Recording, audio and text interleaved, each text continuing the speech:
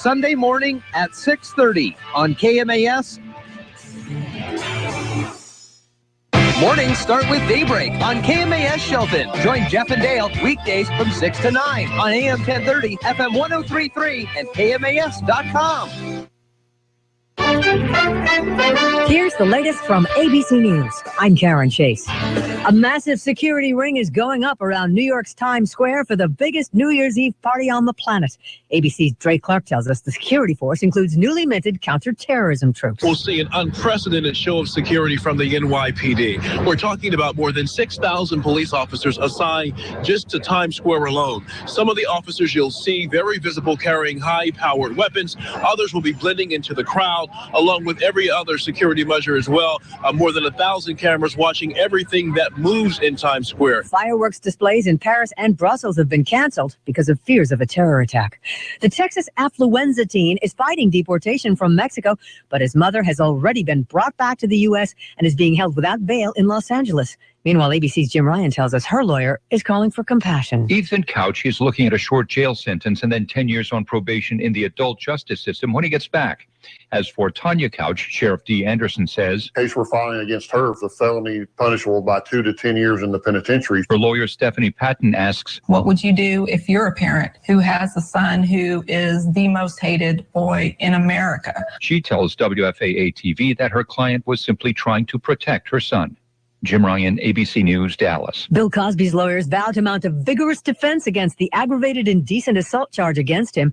His accuser says he plied her with wine and pills before assaulting her 12 years ago, but his lawyer, Monique Presley, says it was not a forced encounter. He offered it to 2 women who took it consensually, did not sneak and give it to them, did not hide it and use it intentionally in order to incapacitate them. Flooding is spreading across the Mississippi River. Hundreds of homes have been evacuated, and Interstate 55 has been shut down at the Merrimack River in Missouri. Santa must be sweating. The temperature at the North Pole is up to 33 degrees, 50 above normal. This is ABC News. Another saving secret from Arm & Hammer. Most people aren't crazy about doing the laundry, but everyone loves saving money. Yeah. Arm & Hammer plus OxyClean Power Packs makes doing the wash easier with convenient single-dose packs and gives you a savings of up to 50% versus the leading pod. Ooh. And what's even better, Arm & Hammer Power Packs are the only ones with the 2-in-1 cleaning power of baking soda plus OxyClean Stain Fighters. Arm & Hammer plus OxyClean Power Packs. It has what everyone likes. Big clean, small price.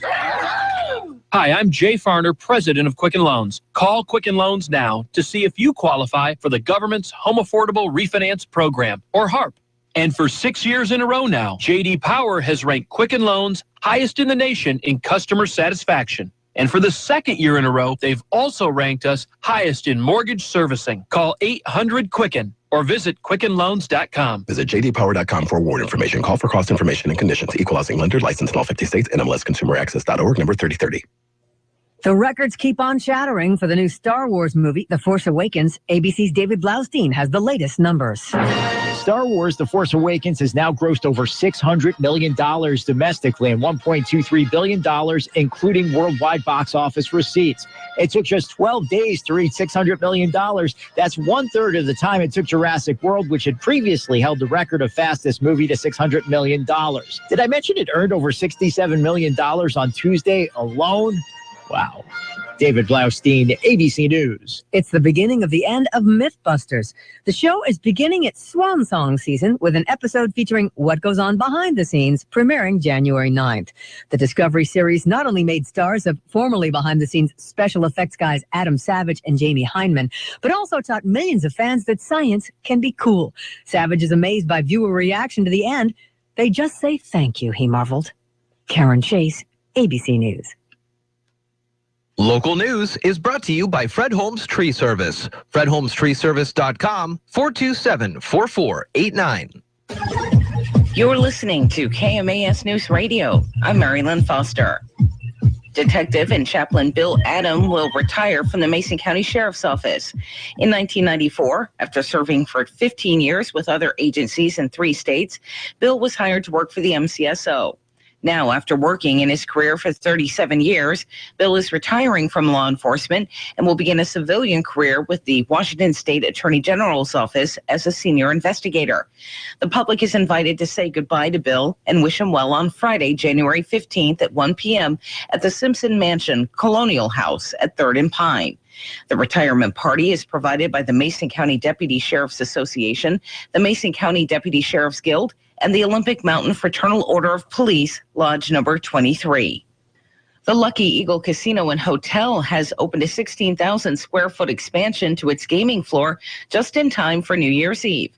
Casino visitors will be greeted by hundreds of slot machines in the new gaming area, part of a major expansion project that began in February 2015 and is being rolled out in phases. When phase 1 of the casino expansion is completed in January, visitors will enjoy a new sports bar and grill, increased meeting and entertainment space, and a new players club lounge. All phases of the expansion should be completed by June. The Chehalis tribal chairman says the expansion will provide a positive economic impact for the Chehalis tribe and all of the surrounding communities, and says this is an exciting time for Lucky Eagle Casino and Hotel. Bremerton residents who haven't paid their garbage bill in a while may be in for a New Year's surprise. The city and its garbage company, Waste Management, plan to cut off service to people who are months behind on their bills. The city says about 1 in 5 customers are delinquent, adding up to about $500,000 in losses for 2015. Letters will be going out to non-paying customers in January or early February. Waste Management can shut down garbage service for customers who are more than 120 days delinquent. At that point, if garbage piles up, the city can issue fines for violating the city code. The Lacey Timberland Library will host 2 programs in January aimed at popular New Year's resolutions, smoking cessation and money management. Both programs will take place on Saturdays in January from 2 to 3:30 p.m. On January 16th, quit smoking with help from Cindy Levy, a licensed mental health counselor and clinical hypnotherapist.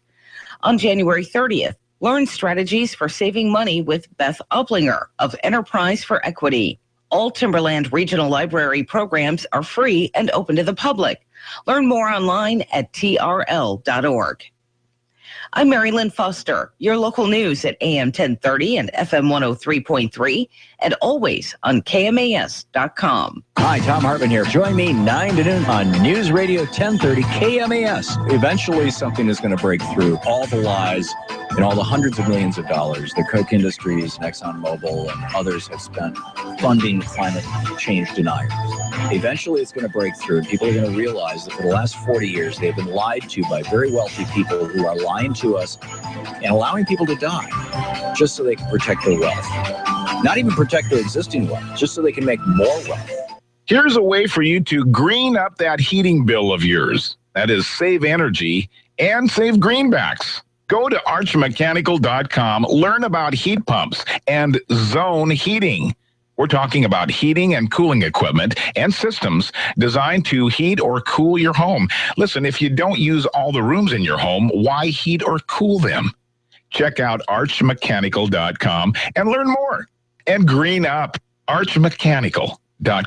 Go figure, the Warriors lose and the 76ers win. Kobe says goodbye to Boston and the Badgers take a holiday. Hi, everybody. Todd Ant reporting on sports. In all fairness, the Warriors played in Dallas without Stephen Curry, who has a leg bruise. Back to Barea, stepping into the threes. They don't get to him. He knocks down another one. On KESN, 23 points for J.J. Barea and Dallas's 114-91 victory over the Warriors. And Philadelphia picked up a scarce victory on the road, no less, 110-105 in Sacramento. Kobe Bryant received a rare hero's send-off in Boston in his last visit to Beantown. Three-pointer by Bryant. It's good. Kobe just buried a long three. On KSPN, Bryant, a double-double in the Lakers' 112-104 win in Boston. The crowd chanted his name in the final minute. At the Holiday Bowl in San Diego, number 23, Wisconsin took the lead on a late field goal. Southern Cal had one last shot. Kessler got rid of it. It was deflected by Sitchy and picked off by Shelton. On ESPN, the Badgers win 23-21 over USC. 3 other bowl games last night at the Music City Bowl. Jackson has the ball, gives it. Radcliffe, no, he kept it. Pulls out of a tackle of the 5 and dances into the end zone for a touchdown. Lamar Jackson. On Learfield Sports, Jackson, 2 rushing touchdowns, 2 passing scores. Louisville beat Texas A&M 27-21. Dak Prescott, 4 touchdowns in Mississippi State's 51-28 win over North Carolina State. And Auburn crushed Memphis 31-10 in the Birmingham Bowl. The college football semifinals on New Year's Eve, undefeated and top-ranked Clemson takes on Oklahoma in the Orange Bowl. Tigers coach Dabo Swinney sent 3 reserve players home for failing drug tests. You're going to have some discipline from time to time. It's just part of it. There's consequences for your actions. Kickoff for Miami Gardens at 4 Eastern. And the Cotton Bowl with Alabama taking on Michigan State. That's an 8 o'clock kickoff from Arlington, Texas. Back to the NBA. San Antonio 19-0 at home after pounding the Suns 112-79. All the top 25 college basketball teams in Action 1, including Maryland, Virginia, and North Carolina. Women's hoops, UConn and Notre Dame big winners. Have a great New Year's, everybody. Todd Ent, ABC Sports.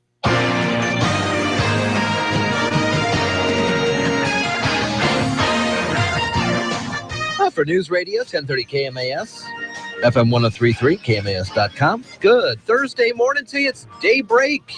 Jeff and Carol, 610, taking a look at sports. Morning, Carol. Good morning. Marshawn Lynch has yet to rejoin the Seattle Seahawks after undergoing abdominal surgery in late November and will not play the regular season finale against Arizona Sunday here on KMAS. Coach Pete Carroll says Lynch is still day-to-day after saying earlier in the week that Lynch could potentially be back for the regular season finale. Lynch has not played since Week 10 against Arizona and underwent abdominal surgery on the 25th of November. He has spent most of his recovery down in the Bay Area working with personal trainers and apparently some really big highfalutin MMA trainer guy who is working on his whole body, the total package. Right. I mean, didn't he use that when he was during training? The MMA guy? Yeah. Maybe. Tom Cable introduced him to this MMA guy. He's one of the coaches there. What else is happening in Northwest news? We have Gonzaga basketball for you this afternoon. 1:40 is the pregame. Tip-off just at 2 on this New Year's Eve. It is chilly out there, to be sure, and Carol's got to look at the forecast. All right. Well, right now it's very clear and very cold. It's 21 degrees out. It is going to stay sunny all day, and we'll reach a high about 38. And tonight, the clear skies will continue, a low near 24. And there still is a possible air stagnation advisory that's going to be in effect this weekend if you have any respiratory illnesses. Just be aware of that. But if you want to go outside, just be careful breathing in the clear air. You walked out this morning and it was cold, and it was cold for your nose. Just like, oh man, it is cold out here. It's Daybreak with Jeff and Dale on KMAS News Radio. Join the guys as they talk with neighbors, newsmakers, and each other, getting your day off to the absolute best possible start in the history of mornings. Connect with Jeff and Dale through the KMAS listener line, by email or Facebook. Now, from the artesian waters of South Puget Sound, Daybreak with Jeff and Dale. All right, good morning to you. It's Daybreak here, KMAS, the last day of 2015. It's New Year's Eve. It is New Year's Eve. I mean, it's all come to an end. Seems like it was going along pretty slow, and now it's sped up. Oh my gosh, usual. I don't know what you're talking about. It is zoomed by. Really? The whole year. I mean, looking back. Now, maybe you can say in the moment in March, you're like, nah. It's only March. But now when you're at the end of the year, you look back and go, where did March, April, May, June, July, where did these months go? And when you get older, it seems like it goes by a lot faster. Faster and faster. I'm learning that as well. How you doing? Oh, I'm doing pretty good. Pretty good. So we have a couple of AP stories that we want to talk about this morning. Remember, we were talking about the sentencing glitch with the prisons, people being let out early? Well, it turns out last night, some emails were released late last night. The AP did a public records request, and it shows that an assistant attorney general assigned to the agency said that from a risk management perspective, a hand recalculation wasn't necessary since a software reprogramming would eventually take care of the issue. but it was never done. Oh. So whoever this assistant is, I don't know. It doesn't say, but yeah. Former assistant after this I would imagine so. Wow. Got lost in the paperwork, and then they thought, the computer will take care of it. I mean, computers will just take care of it, won't they? Somebody has to actually program a computer. Maybe not in the future. Maybe the computers will take care of us in the future, and they won't, need us to tell them how things are running. So they knew a little bit about it way back in 2012. Yeah, they knew about it. And, give it to so-and-so. He'll do it. Okay. Will you take care of this? And, it gets passed down the line. Yep. I know exactly what that means. A couple of weeks ago, we went up to Seattle to visit my aunts and cousins, and so much fun. And on the way home, I was driving, and it was just a mess. It was so rainy and treacherous, and now we're on I-5, kind of near South Center. And if you're in the HOV lanes and you're heading south on I-5, right there at South Center, you know that you can take the HOV lane, kind of juts off to the side.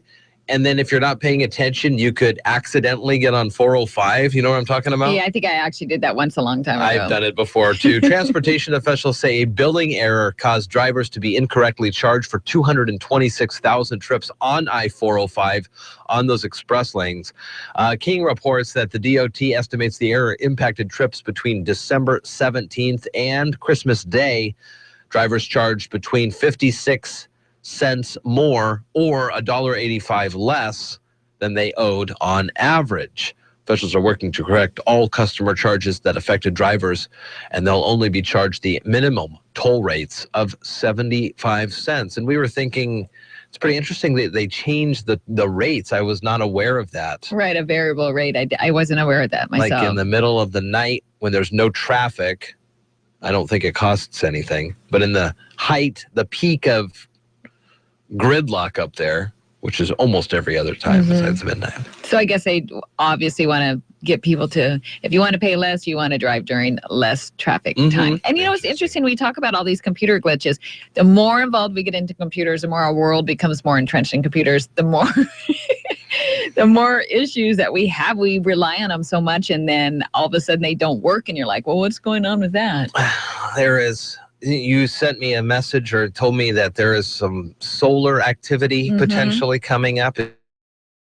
In 2008, was just wrecked with a blackout, and it was from a solar flare. And if we get one of these big solar burps, if you will, it really wreaks havoc on our technology. And I'm wondering if it's not so far between events that in between the events, our technology so between 2008 and now, our technology has really ramped up. So the last time that something like this happened, it was a major impact. But just imagine the upcoming time.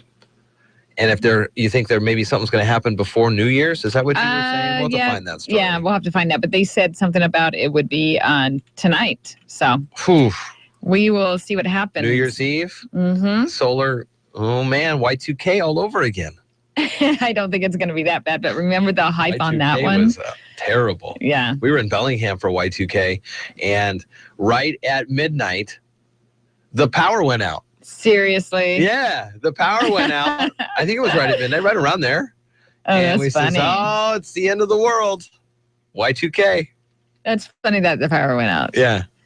Like, oh no, it's really going to happen. 6:18 here, KMAS. Mike Olson coming in today for his exit interview with us here on KMAS, outgoing city. We'll have him on. I mean, this won't be his last time ever. Right. He's invited to come back on. He can come whenever he wants. That's fine. But as a commissioner wrapping up his year, we'll talk with him about some of his ups and downs, his highs and lows, and what he thinks the future of the area is going to be, as his train of thought often differed with other folks on the commission's ideas. So pretty interesting stuff. Carol, there was another incident down in Centralia. There was. The State Patrol is searching for a man who fired a gun at another vehicle in a road rage incident. And that happened on I-5 Wednesday morning, I believe.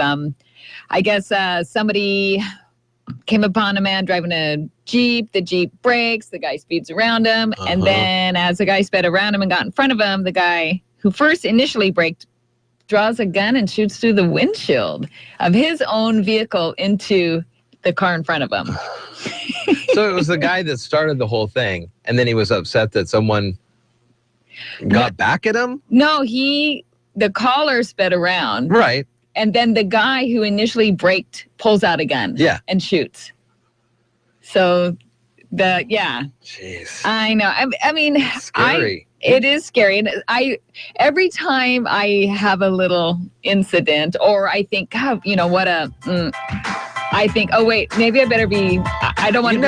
You have no idea. Yeah, you have no idea if they're going to go crazy on you. So you just sort of got to say whatever and just, go on your merry way. Yikes. 60 to 70, white beard, maybe a little Christmas stress. You're listening to Daybreak with Jeff and Dale on KMAS News Radio. I'm Omar Reese with NFL Network Now on the Westwood One Radio Network. Peyton Manning practiced on Wednesday and is expected to be in uniform for the Broncos' regular season finale, barring any setbacks. Coach Gary Kubiak said Manning will back up Brock Osweiler on Sunday against the Chargers if everything goes well in practice this week. Andrew Luck's season has officially come to an end. The Colts announcing that Luck will not play against the Titans on Sunday. He was hurt most of the year, plagued by a series of serious injuries, including a lacerated kidney and shoulder issues. Luck started 7 games, winning just twice. Texans coach Bill O'Brien told reporters that quarterback Brian Hoyer practiced Wednesday and will start Sunday for the first time since week 14. According to O'Brien, Hoyer's out of concussion protocol and has been cleared to play. The Texans can clinch the AFC South with a win against the Jaguars or with the Colts' loss. This has been NFL Network Now on the Westwood One Radio Network.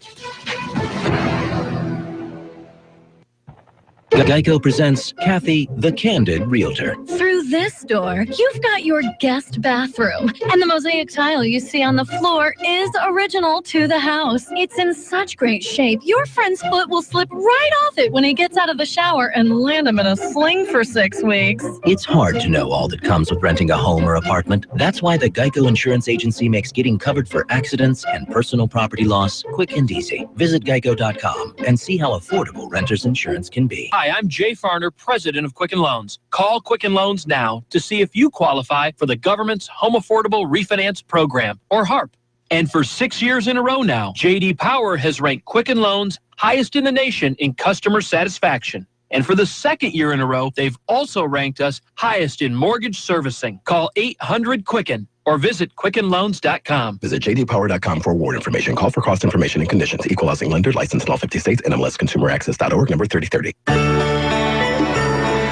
Thomas Printing hopes the holidays and the new year will bring you joyful hours, pleasant memories, and thoughts of friends and much happiness.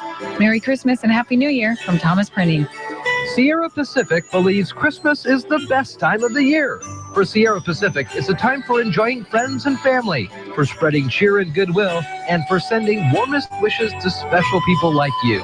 Merry Christmas from Sierra Pacific.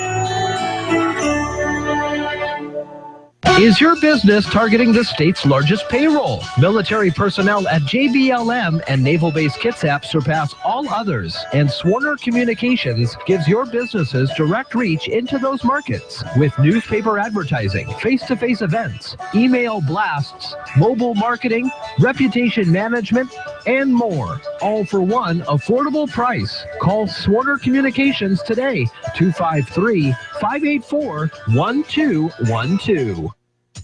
This is Brian with the LaFlame Group at Eagle Home Mortgage, and we're here to present your real estate resource Mondays at 8:10 on Daybreak. Tune in and get to know the people that help you make the biggest decision of your life. Real Estate Resource with Brian LaFlame from Eagle Home Mortgage. Mondays at 8:10 on Daybreak with Jeff and Dale. Learn how to make sense of the local home buying process. Join me on Mondays as I talk with local professionals who help you every step of the way in your home purchasing process. Hi, this is Terry Allen with a look at the community calendar on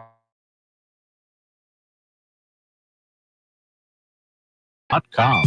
The Mason County Senior Center is offering transportation to the Muckleshoot Casino in Auburn for the day, Monday, January 4th. It's $18 for members. $23 for non-members. See our community calendar for details. For KMAS News Radio, I'm Terry Allen.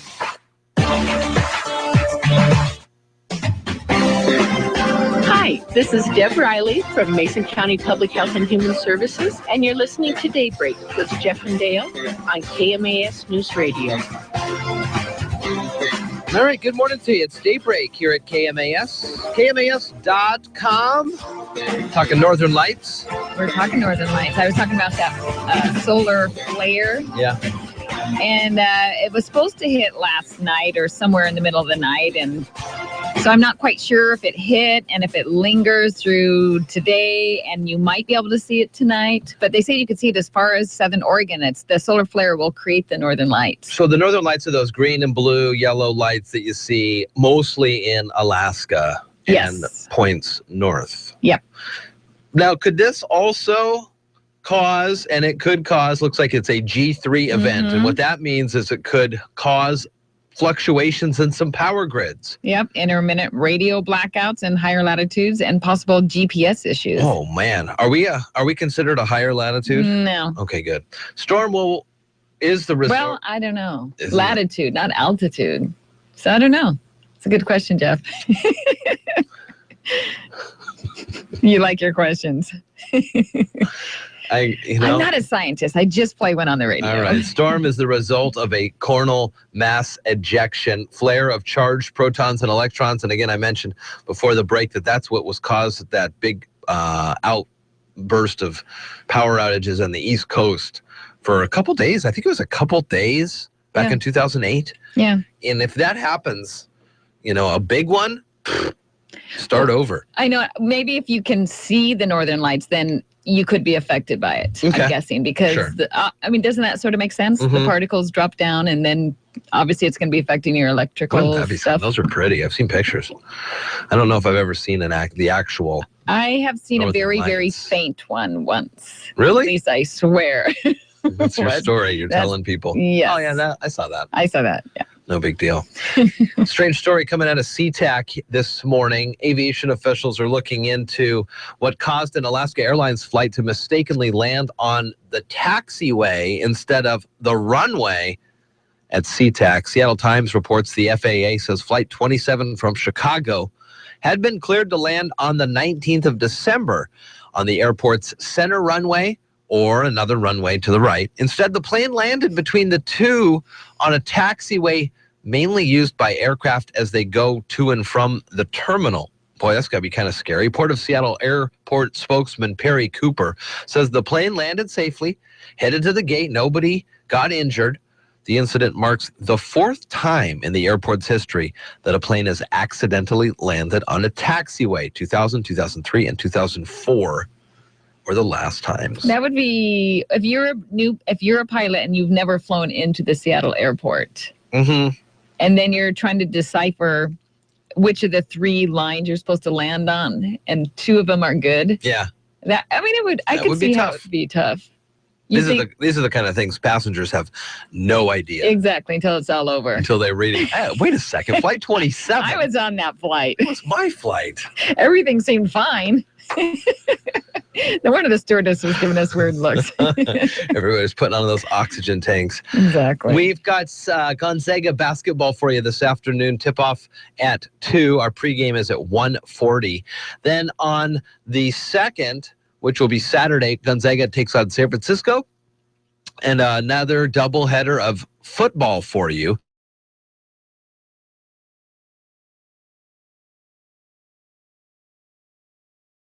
Then 5 p.m., Vikings and Packers. After this weekend, after Sunday Night Football, we'll have a better idea of where the Hawks will land in the playoff picture. And we'll be able to provide you those games all the way up to, hopefully, we'll air the Super Bowl.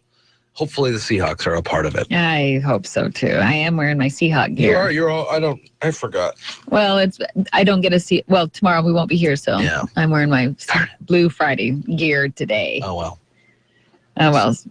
6:28 here at KMAS. It's 21. What other news stories are on the... Well, if you've been following the local news lately, a couple weeks ago, there was a gentleman that went missing, an 89 disappearance of a Central Kitsap man. Mm-hmm. And so yesterday I got a call from the Mason County Sheriff's Office and said that they found remains of a human. An elderly person was recovered yesterday in North Mason County in a house, and not in a house, but in a container on the property of a house in North Mason County. Wow. Yeah, so Kitsap sheriff officials have the case, but they believe it is this person, Robert Archie Hood. They haven't verified it or confirmed it, but they did say that in their press release that they do believe that that's who he was. And so he was a gentleman, older gentleman, living alone in his house up in Kitsap, and he had a caretaker, and she'd come visit him and help him, and then she came in, and then he was missing. Wow. And then this whole investigation went on, and he ends up in a backyard in Mason County. Yeah. Unfortunately. Wow. That was an unfortunate way to end the year. All right, we take a break with Mary Lynn Foster looking at latest and local news. We'll do sports, weather, more on the way. Daybreak. You're listening to Daybreak with Jeff and Dale on KMAS News Radio. Local news is brought to you by Shelton Health and Rehabilitation Center. Find them online at sheltonhealthandrehab.com. You're listening to KMAS News Radio. I'm Mary Lynn Foster. Detective and Chaplain Bill Adam will retire from the Mason County Sheriff's Office. In 1994, after serving for 15 years with other agencies in 3 states, Bill was hired to work for the MCSO. Now, after working in his career for 37 years, Bill is retiring from law enforcement and will begin a civilian career with the Washington State Attorney General's office as a senior investigator. The public is invited to say goodbye to Bill and wish him well on Friday, January 15th at 1 p.m. at the Simpson Mansion Colonial House at 3rd and Pine. The retirement party is provided by the Mason County Deputy Sheriff's Association, the Mason County Deputy Sheriff's Guild, and the Olympic Mountain Fraternal Order of Police, Lodge number 23. The Lucky Eagle Casino and Hotel has opened a 16,000 square foot expansion to its gaming floor just in time for New Year's Eve. Casino visitors will be greeted by hundreds of slot machines in the new gaming area, part of a major expansion project that began in February 2015 and is being rolled out in phases. When phase 1 of the casino expansion is completed in January, visitors will enjoy a new sports bar and grill, increased meeting and entertainment space, and a new players club lounge. All phases of the expansion should be completed by June. The Chehalis tribal chairman says the expansion will provide a positive economic impact for the Chehalis tribe and all of the surrounding communities, and says this is an exciting time for Lucky Eagle Casino and Hotel. Bremerton residents who haven't paid their garbage bill in a while may be in for a New Year's surprise. The city and its garbage company, Waste Management, plan to cut off service to people who are months behind on their bills. The city says about 1 in 5 customers are delinquent, adding up to about $500,000 in losses for 2015. Letters will be going out to non-paying customers in January or early February. Waste Management can shut down garbage service for customers who are more than 120 days delinquent. At that point, if garbage piles up, the city can issue fines for violating the city code. The Lacey Timberland Library will host 2 programs in January aimed at popular New Year's resolutions, smoking cessation and money management. Both programs will take place on Saturdays in January from 2 to 3:30 p.m. On January 16th, Quit Smoking with help from Cindy Levy, a licensed mental health counselor and clinical hypnotherapist. On January 30th, Learn Strategies for Saving Money with Beth Uplinger of Enterprise for Equity. All Timberland Regional Library programs are free and open to the public. Learn more online at trl.org. I'm Mary Lynn Foster, your local news at AM 1030 and FM 103.3, and always on KMAS.com. Ascend Roofing Company in Shelton's on top of it. 868-2730. Roofing work that speaks for itself. Just a note to express our appreciation for restoring our faith in a handshake. You did what you said you would, and that's all anyone can expect. We truly appreciate the work that was done, and your son Ryan is a wonderful representative of your company. Thank you again for making the gutters clean and our roof moss resistant. You could be the next happy customer by calling Ascend Roofing, 868-2730. Tune in all season long to NFL Insider on Westwood One. Hi, this is Mark Malone. Join me each week as we whip around the league and break down the NFL. We'll hear from today's stars and yesterday's heroes as James Lofton sits down with a fellow member of the Hall of Fame. We'll also check in with former greats Rod Woodson and Donovan McNabb to help us break down all the latest NFL news.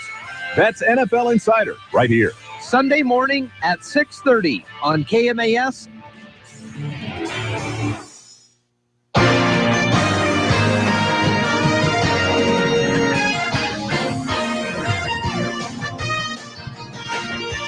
News Radio 1030 KMAS, FM 103.3, KMAS.com, streaming on the YouTube there. Find the link right on the front page of the website. It's the one where Carol's talking at me and I have my hand pinching the bridge of my nose.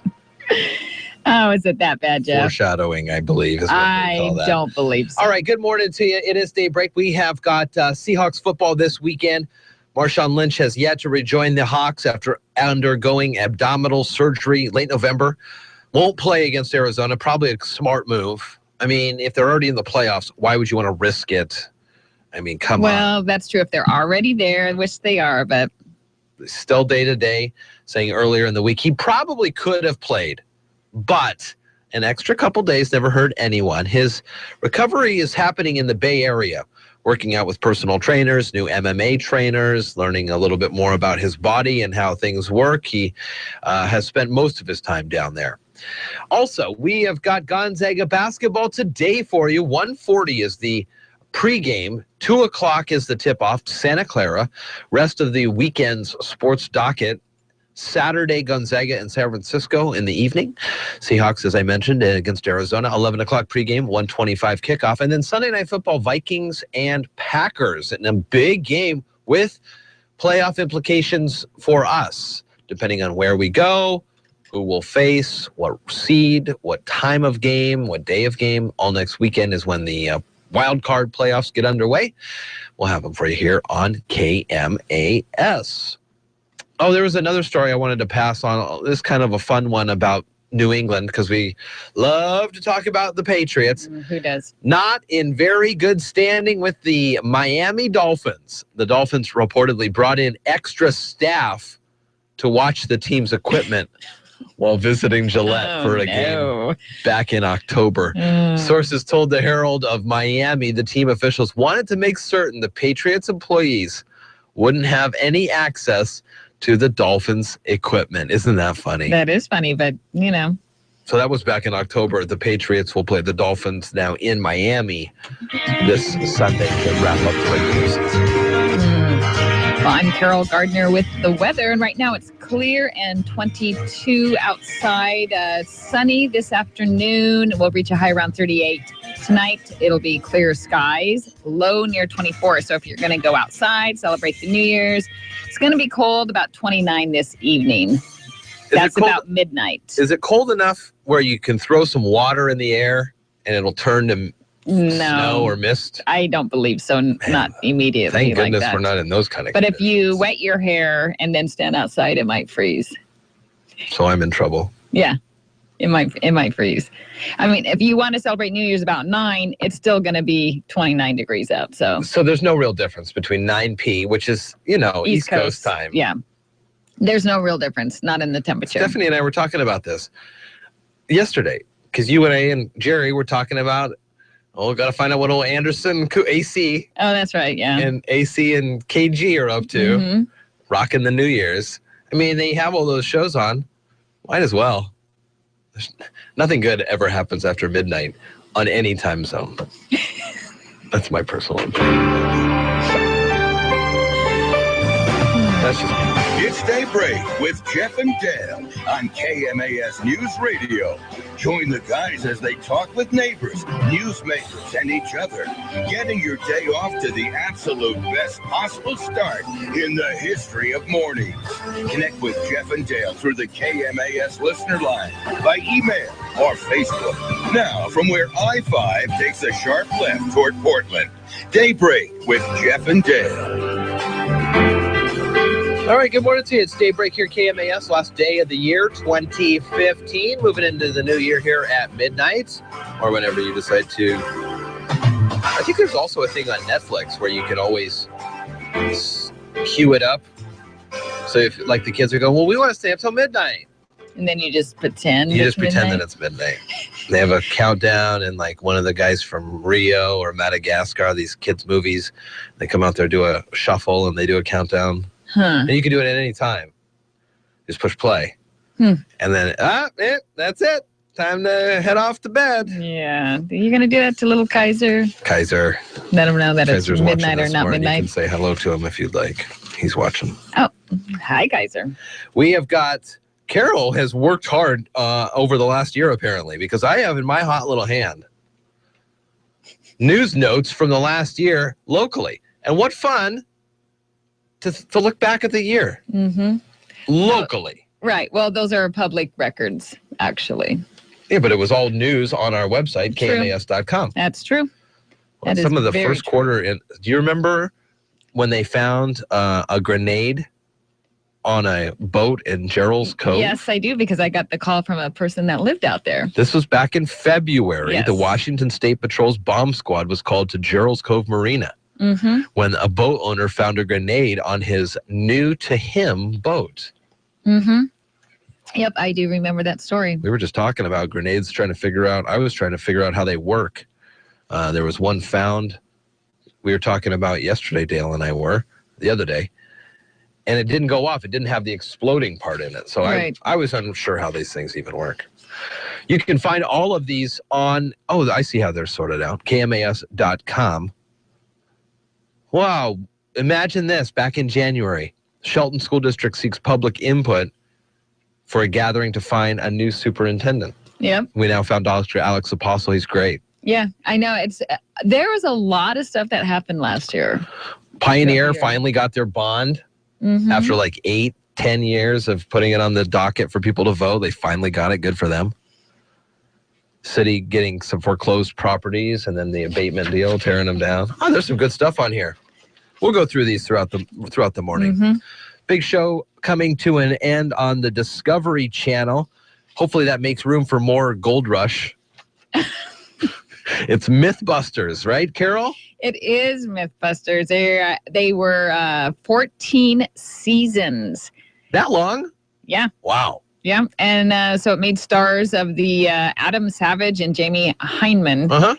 And so they taught millions of fans that science can be very cool. Adam Savage is the redhead guy with the glasses, and Jamie is the guy that looks like the walrus. And I've watched not all of them, but I've watched a few of them. Oh, they're great. And they are great. They are great. They come out and they're like, is this true? And so they'll do something and try to determine if as best they can in their conditions, and then see if they can get it. So actually this weekend, I believe it's going to be like a marathon of all their shows, and then it's going to be over. So the long goodbye starts Saturday night if you want to, say anything or watch. But there'll probably be reruns, I'm sure. Oh, yeah.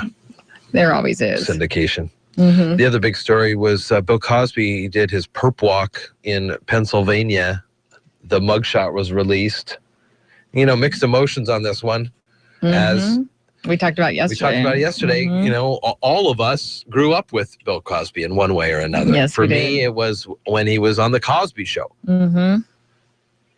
For you, I don't know, maybe when he was doing his stand-up gigs with Noah. People remember him, and something I was watching yesterday I thought was pretty interesting, and kind of we alluded to it a little, like he knew what he was doing had to have been illegal at some point. He had to have.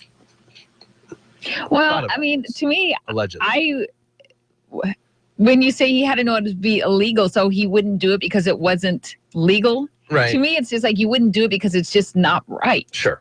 Okay. That's what my thought is. Well, and then he just, he thought he was, for some reason, part of him thought that he would never get caught, or maybe part of him wants to get caught. I don't know exactly how those minds work. Well, the other thing that I heard in some news reports is that people were talking about, he made those comments about, we did the civil rights movement, and all right, come on, kids, pull up your pants. Mm-hmm, exactly. You're being a bad influence or something. Mm-hmm. Yet, while this was ongoing, that he was saying these things, while this behind the scenes, totally different persona, different person. I know. It's amazing the complexities of the human. Yeah. I mean, really. Maybe you think you know somebody. Yeah, very true. I mean, you think you know somebody, you've been with them for a long time, and then you wake up one day and you're like, who's this that guy? Person? Or gal. It's amazing. The other one that was kind of, I lost my train of thought. 6:44 here at KMAS, KMAS.com. We'll live the country life in just a moment and then continue on throughout the morning. Tomorrow, we've got on the Daybreak Hours playback from 6 to 7, ABC's High Energy News special. 7 to 8 is Perspective, with an exclusive interview with Pope Francis on ABC. That's pretty cool. And Rebecca Jarvis and Richard Davies will bring us the Economy 2015 Year in Review from 8 until 9. Otherwise, we'll have Tom Hartman and Dave Ramsey and Chad Benson playbacks, and just a kind of a regular day.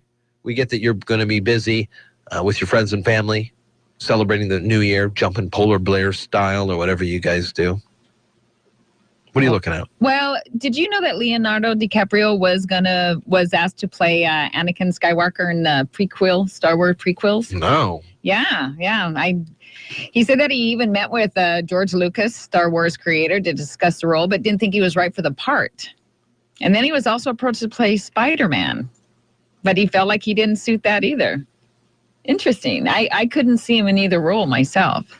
So he would have been the Anakin Skywalker that Hayden Christensen played, not the boy in the first one. These are the ones where he starts to turn. Yeah, interesting. Huh. I know. Leo. Yeah. But I cannot see that. No. I definitely can't see him as Spider-Man. No, but I can see him in The Revenant, which I've heard is a pretty good movie. And did you see it? No, but it looks intense. It looks like you're on the edge of your seat the whole time. Yikes. You see that scene with the bear in the previews? Was it attacking him? I believe so. You're listening to Daybreak with Jeff and Dale on KMAS News Radio. If you want to relax and encourage imagination in your children, go somewhere wild. Hi, I'm Jody Henke. Being outdoors and connecting with nature benefits all of us as you're living the country life. Living the country life. Ideas and inspiration for your place in the country. You can find more information on today's topic and from previous shows by visiting us online at livingthecountrylife.com. We'll return to the show after these messages. Commodity Classic is all about what's new. New ideas, new innovation, new equipment, new technology, new friends. And this year it all happens in New Orleans, March 3rd through the 5th. Commodity Classic is where the best soybean, corn, wheat, and sorghum farmers come to get even better. And here's something else that's new. The Association of Equipment Manufacturers joins Commodity Classic in 2016. There's plenty to get jazzed about as Commodity Classic heads to New Orleans, March 3rd through 5th. Discover more at commodityclassic.com. Read Living the Country Life magazine on your computer and mobile devices. Each issue features great stories, how-to help, reader tips, and recipes, as well as beautiful photos to spark new ideas for your place in the country. All the stories and features you love about Living the Country Life magazine are right at your fingertips, anywhere, any way you want them. Visit nextissue.com or zenio.com to subscribe. There's no limit to how many times you can enjoy your digital editions of Living the Country Life. When I want a break from the daily grind, I go outside, paddling in my kayak, walking the sandbars of a river, or bicycling on a woodland trail bring me so much peace. Nature is the great equalizer. Carmen Larson is a communications associate with the Nebraska Forest Service. She says being out in the wild has many benefits. Wildness is comfortable for us, whether you're alone or you're with others. It reduces stress.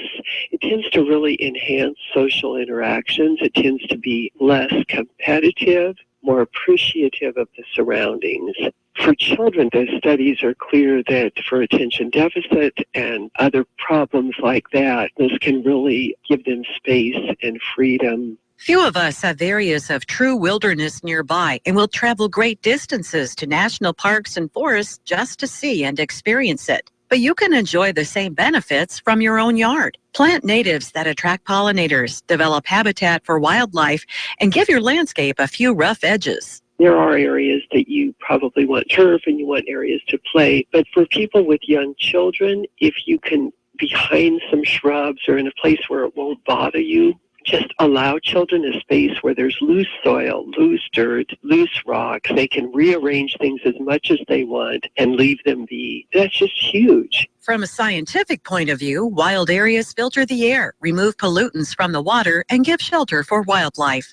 Larson says they serve as kind of a canary in the coal mine, and when we pay attention, can offer clues for what's happening in our natural systems. Learn more about the importance of wildness at livingthecountrylife.com. I'll see you in the country. Living the country life. Ideas and inspiration for your place in the country. You can find more information on today's topic, share your tips, and post photos by visiting us online. Mason County Garbage and Recycling on Johns Prairie here in Shelton is pleased to offer safe and efficient removal services. Mason County Garbage and Recycling is always mindful of environmental standards and is continuously striving for the highest excellence. Mason County Garbage and Recycling, upholding your trust within the community. Questions? Call 426-8729. In Belfair, 275-4590. Are you tired of commuting to a job that makes someone else rich, working harder than ever, but getting nowhere? Do you hate spending hundreds of dollars every week on daycare, having someone else raise your children? With our opportunities, you can start earning money as soon as next week. You get to be the boss, work from home, and live a happier life. At Be the Boss Network, you'll find hundreds of work-from-home opportunities that you can literally start today and be earning money as soon as next week. Go to freedom31.com and start earning money as soon as next week.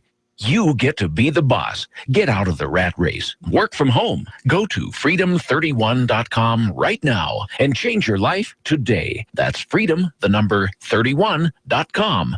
Go to freedom31.com and start earning money as soon as next week. You be the boss. Go to freedom31.com.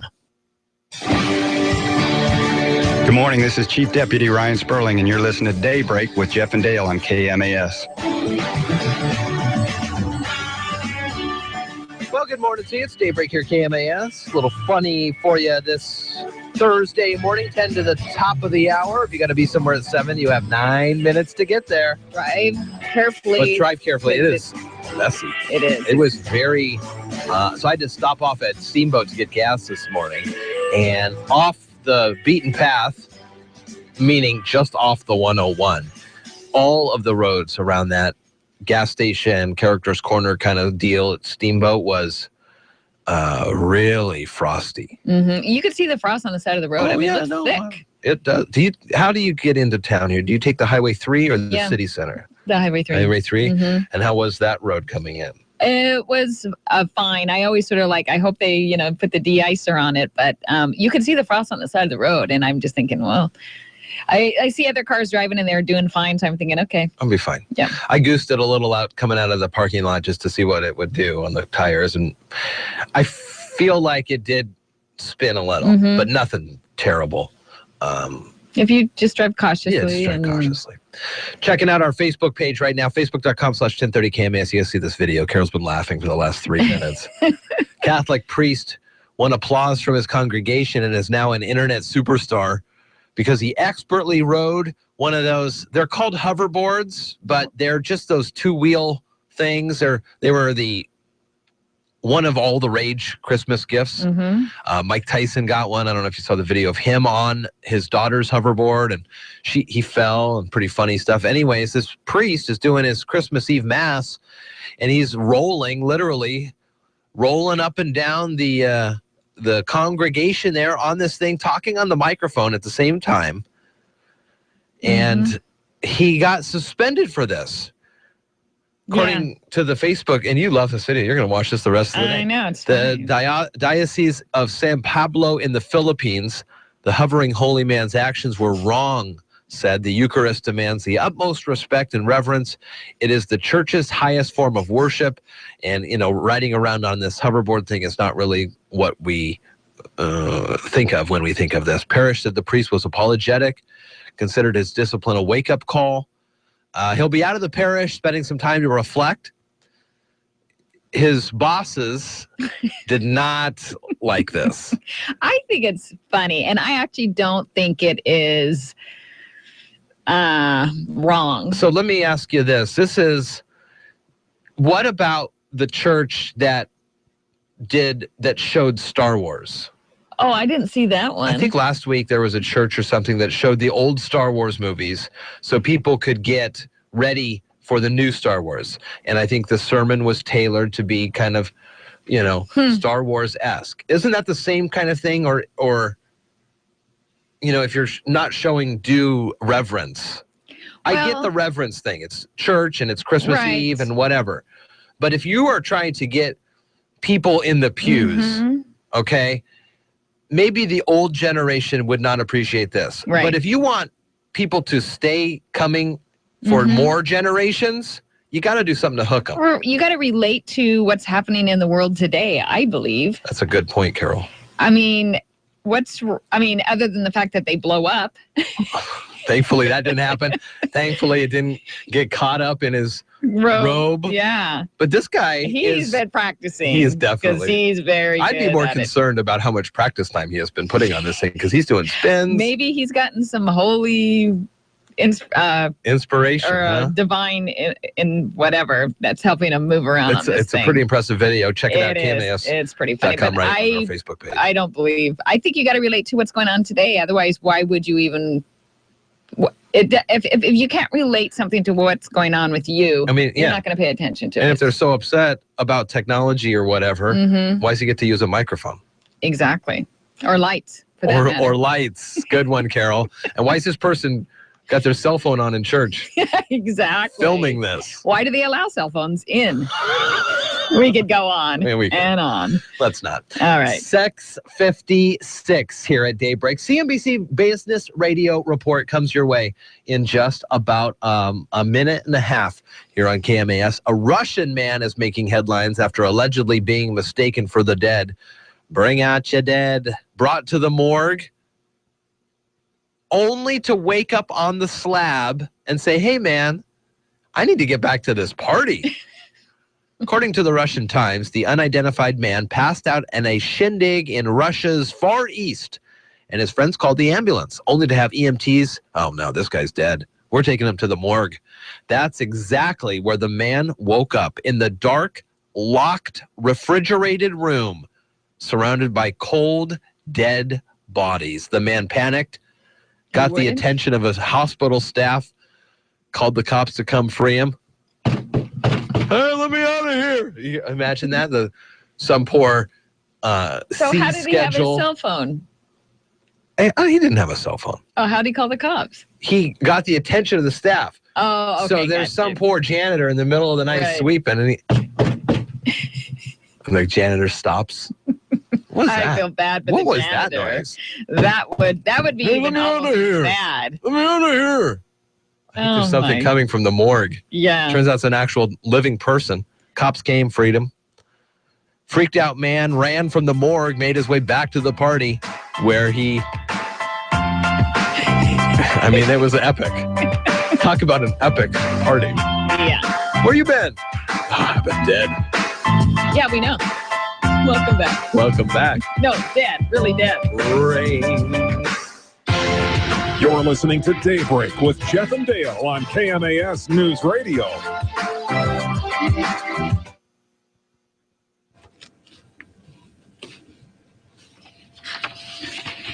I'm Chris Maurer, CNBC Business Radio. Oil prices are falling again and setting a negative tone on this final trading day of the year. On Wednesday, the government reported another rise in domestic oil inventories. Domestic crude stockpiles are now near their highest in 80 years. The Dow's down 110 points, the Nasdaq lower by 29.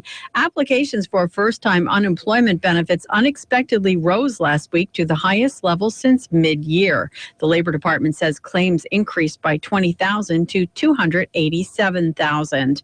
WellCare Health Plan says it would transition its pharmacy benefit management to CVS Health Corp from beginning January 1st. Pharmacy benefit managers administer drug benefits for employers and health plans and run large mail-order pharmacies, helping them get better prices from drug makers. Happy Honda Days is here. When I think about getting a great deal on a Honda, I'm all... Hey, is it morning yet? Everybody up to the dealer! Let's go! Go, go, go, go, go! Then I heard every 2016 model comes with a standard rear view camera. And was all like... No way! That's crazy cakes. Joyous deals for every side of you. Hurry into the Happy Honda Day sales event now. Well-qualified buyers can get 0.9% APR on the 2016 Accord at your Honda dealer. See dealer for financing details. Another saving secret from Arm & Hammer. Most people aren't crazy about doing the laundry, but everyone loves saving money. Yeah. Arm & Hammer Plus OxyClean Power Packs makes doing the wash easier with convenient single-dose packs and gives you a savings of up to 50% versus the leading pod. Ooh. And what's even better, Arm & Hammer Power Packs are the only ones with the 2-in-1 cleaning power of baking soda plus OxyClean Stain Fighters. Arm & Hammer Plus OxyClean Power Packs. It has what everyone likes. Big clean, small price. Start your mornings live and local with Daybreak on KMAS Shelton. Join Jeff and Dale weekdays from 6 to 9 on AM 1030 or FM 1033. Here's the latest from ABC News. I'm Karen Chase. What will 2016 bring? Ask Australians. It's already the new year there, and they celebrated with fireworks exploding over Sydney Harbor. New York City police say they won't drop the ball when it comes to security for the big ball drop party in Times Square. More than 6,000 officers will be on duty. ABC's Philip Mena has details. Authorities say while there are no credible threats specifically aimed at New York, the NYPD is reminding their personnel that the city does remain a top spot for target for terrorists. Security will also be heightened in Washington, D.C. and Los Angeles ahead of New Year's events there. Bill Cosby's lawyers say he'll be exonerated of an indecent assault charge brought by Pennsylvania prosecutors in a case that was filed days away from its statute of limitations expiration. His attorney, Monique Presley, pushed back against descriptions of her clients as frail. He does use a cane so that he can know what's coming in front of him, and he does require assistance because of that, and that is who the DA's office has chosen to charge in this case. That's his status now, 12 years later. Cosby could face 10 years in prison. The Texas teen who evaded jail time years ago despite a deadly drunk driving wreck is fighting extradition from Mexico, and officials say his wealthy family's lawyers could drag out his return for some time. ABC's Jim Ryan has the latest. It'll be up to a judge in Guadalajara to decide how long 18-year-old Ethan Couch will remain in Mexico and avoid the consequences of running from the probation he was given for his 2013 intoxication manslaughter conviction. The sheriff in Fort Worth tells me that Couch can delay but not avoid his return to the States, that he'll be waiting to escort Couch to jail when he arrives. President Obama hinted at his underwear preference in his appearance on Comedian in Cars Getting Coffee with Jerry Seinfeld, saying he sticks with one brand and one color. However, he did not divulge brand names or which color. Seinfeld is promoting the show as 19 minutes of nonsense. This is ABC News. Another saving secret from Arm & Hammer. Most people aren't crazy about doing the laundry, but everyone loves saving money. Yeah. Arm & Hammer Plus OxyClean Power Packs makes doing the wash easier with convenient single-dose packs and gives you a savings of up to 50% versus the leading pod. Ooh. And what's even better, Arm & Hammer Power Packs are the only ones with the 2-in-1 cleaning power of baking soda plus OxyClean Stain Fighters. Arm & Hammer Plus OxyClean Power Packs. It has what everyone likes. Big clean, small price. Finally, there's a lightweight cat litter that doesn't act lightweight. It's Arm & Hammer Clump and Seal Lightweight. My name is Erin, and I'm a professional pet sitter. I deal with cat litter all day. Clump and Seal Lightweight is amazing on odor. It's super easy to carry, and there's absolutely no dust. No other litter seals and destroys odor and is 50% lighter than our regular litter and 100% dust-free. It changed how I feel about a lightweight litter. I would recommend it to my friends and my clients. Get 7-day odor control and no dust in Arm & Hammer Clump and Seal Lightweight.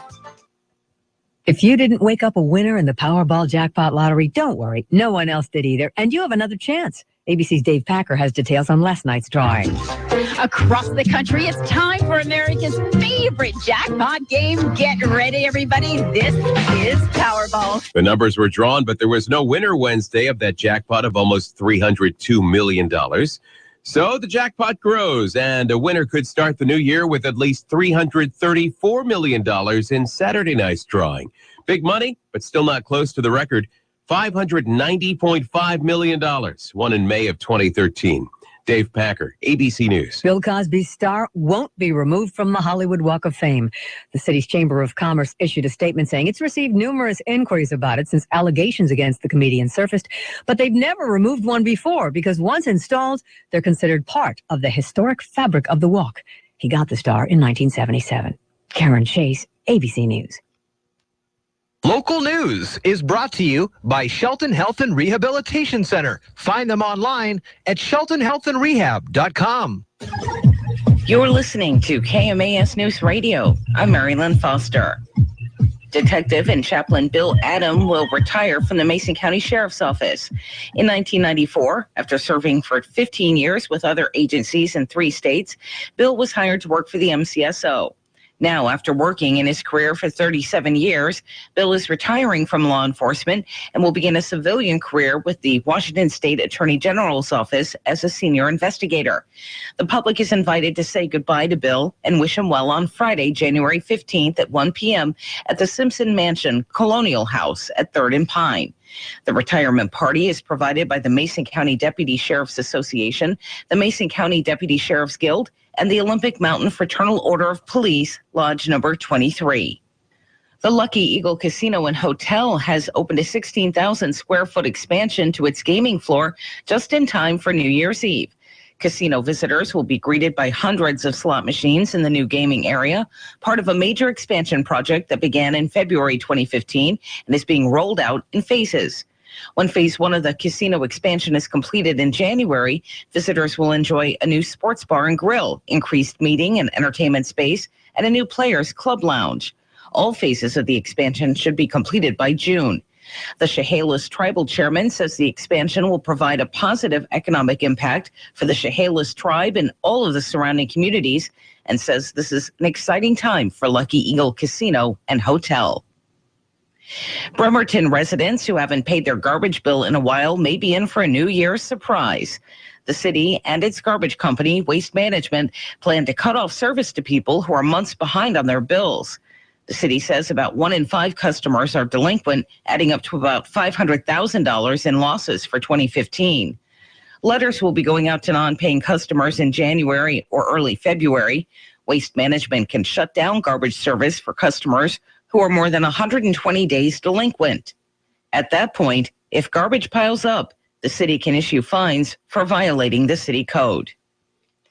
The Lacey Timberland Library will host 2 programs in January aimed at popular New Year's resolutions, smoking cessation and money management. Both programs will take place on Saturdays in January from 2 to 3:30 p.m. On January 16th, quit smoking with help from Cindy Levy, a licensed mental health counselor and clinical hypnotherapist. On January 30th, learn strategies for saving money with Beth Uplinger of Enterprise for Equity. All Timberland Regional Library programs are free and open to the public. Learn more online at trl.org. I'm Mary Lynn Foster, your local news at AM 1030 and FM 103.3, and always on KMAS.com. Hi, Tom Hartman here. Join me 9 to noon on News Radio 1030 KMAS. This is not an election cycle where middle-of-the-road Democrats are going to stir up enough of the base, enough excitement and enthusiasm that they're going to seriously win elections. And that's the thing that Republicans have figured out, Democrats have yet to learn, which is that elections are not about swaying so-called undecided voters. They're about stirring up the base. The base will bring the undecided voters along with them. They'll do it through social media. They'll do it through talking to their neighbors. They'll do it by talking to people in the workplace. But you've got to energize the base. Gillis Auto Center in Shelton. Best deals, best price, best trade, and low payments. Gillis is your home for Chrysler, Jeep, Dodge, and Ram truck with over 350 new vehicles available for you today. There are no second stickers at Gillis. Our pricing's competitive with all the big city dealers.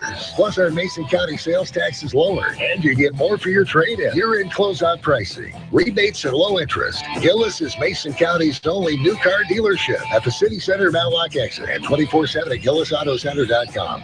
Go figure, the Warriors lose and the 76ers win. Kobe says goodbye to Boston and the Badgers take a holiday. Hi, everybody. Todd Ant reporting on sports. In all fairness, the Warriors played in Dallas without Stephen Curry, who has a leg bruise. Back to Barea, stepping into the threes. They don't get to him. He knocks down another one. On KESN, 23 points for J.J. Barea and Dallas's 114-91 victory over the Warriors. And Philadelphia picked up a scarce victory on the road, no less, 110-105 in Sacramento. Kobe Bryant received a rare hero's send-off in Boston in his last visit to Beantown. Three-pointer by Bryant. It's good.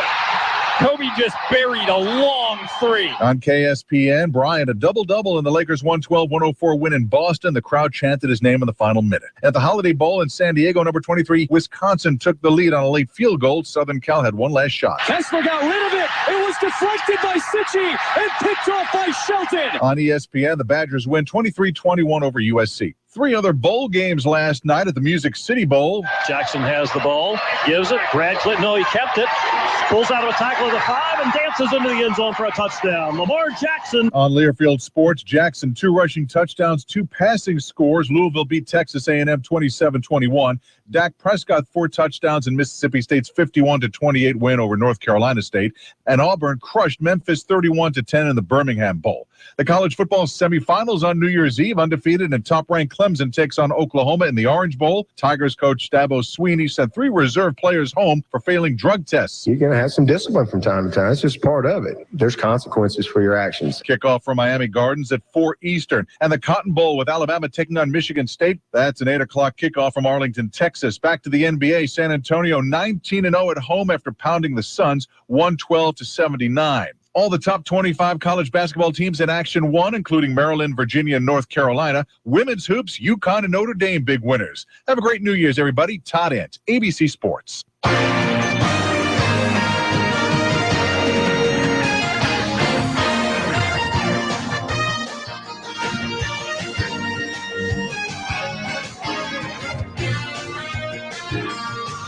For News Radio, 1030 KMAS, FM 103.3, KMAS.com, streaming the video on our main page at KMAS.com. You can also subscribe to our YouTube channel and get notifications when we have things popping up on the video. Marshawn Lynch has yet to rejoin the Hawks after undergoing abdominal surgery in late November. Won't play on Sunday against Arizona. It's kind of a day-by-day thing, and he probably could play, but why risk it? The Hawks are already in the playoffs. We're just kind of working on a seeding issue, and, you know, if they're going to roll through, they'll have to roll through all the best anyways, so you might as well let Marshawn take another week off or so. We'll have that game for you on Sunday. 11 o'clock is the pregame, 1:25 the kickoff from beautiful Phoenix, Arizona. Coming up later this morning, we'll talk about some of the fun ways people celebrate New Year's different, not all about the big ball drop. We'll talk about we'll focus on Arizona, as a matter of fact. Today at 1:40, Gonzaga takes on Santa Clara, with the tip-off at 2. On Saturday in the evening, Gonzaga will play the Dons of San Francisco with a pregame at 7:40. And then I mentioned the Hawks in Arizona. Sunday, 11A is the pregame, 1:25 the kickoff. And then Sunday Night Football is this Sunday night. 5 o'clock is when we start. Going to be the Vikings and the Packers in a big game. This is a big game for both those teams and has kind of some playoff implications for us. So we'll know the whole shooting match for the playoffs come Sunday night. And when we're back here Monday morning, we'll let you know where the Seahawks sit, what seed, and when you can hear them next on KMAS. I'm Carol Gardner with the weather, and right now it's clear and 21. It'll be sunshiny all day. We'll reach a high of 38. Tonight we'll be continuing with clear skies, and a low will be near 24. About midnight, if you're going to celebrate, it's going to be 29 degrees, but it's still going to feel like 24. Tomorrow, New Year's Day, will be clear and sunny also with a but cold with a high of 38. And there is no rain forecast till early next week. Oh, that's great. Yeah, if you're on the east coast of Washington, my sister just let me know it's 12 degrees where she's at. Yikes. Yeah. That's cold. Is it snowing or anything, or is it just that cold? It's just that clear and cold. Yeah. It's Daybreak with Jeff and Dale on KMAS News Radio. Join the guys as they talk with neighbors, newsmakers, and each other, getting your day off to the absolute best possible start in the history of mornings. Connect with Jeff and Dale through the KMAS listener line by email or Facebook. Now from Shelton's Media Row, Daybreak with Jeff and Dale. All right, good morning to you. Daybreak here, KMAS, KMAS.com. Carol and I hanging out here with you, and we are so fortunate that you've decided to start the last day of the year with us. The very last day of the year. Wow, isn't that something? It is. Congratulations going out to Detective and Chaplain Bill Adam. He's going to be retiring here shortly, and Marilyn Foster had some news with him in it just before we got on the air here at 7. But in 1994, after serving for 15 years with other agencies in 3 different states, Bill Adam finally hired to work for the Mason County Sheriff's Office. Now, after working in this career for 37 years, Bill finally retiring from law enforcement and will begin a civilian career with the state's AG's office as a senior investigator. So we're going to have a little send-off party for him. Mark your calendars, Friday, January 15th at the Colonial House, 3rd and Pine, 1 p.m. That's the old Simpson Mansion. The Colonial House is what they call it. Friday, January 15th, and a little bit of a retirement party for Bill Adam. That's kind of cool. That is kind of good for him. Working hard, 37 years. Not an easy job. No, not an easy job. And he's not even really going to stop working either. No. He's going to start a new job as a civilian. Retirement from law enforcement. Yeah, interesting.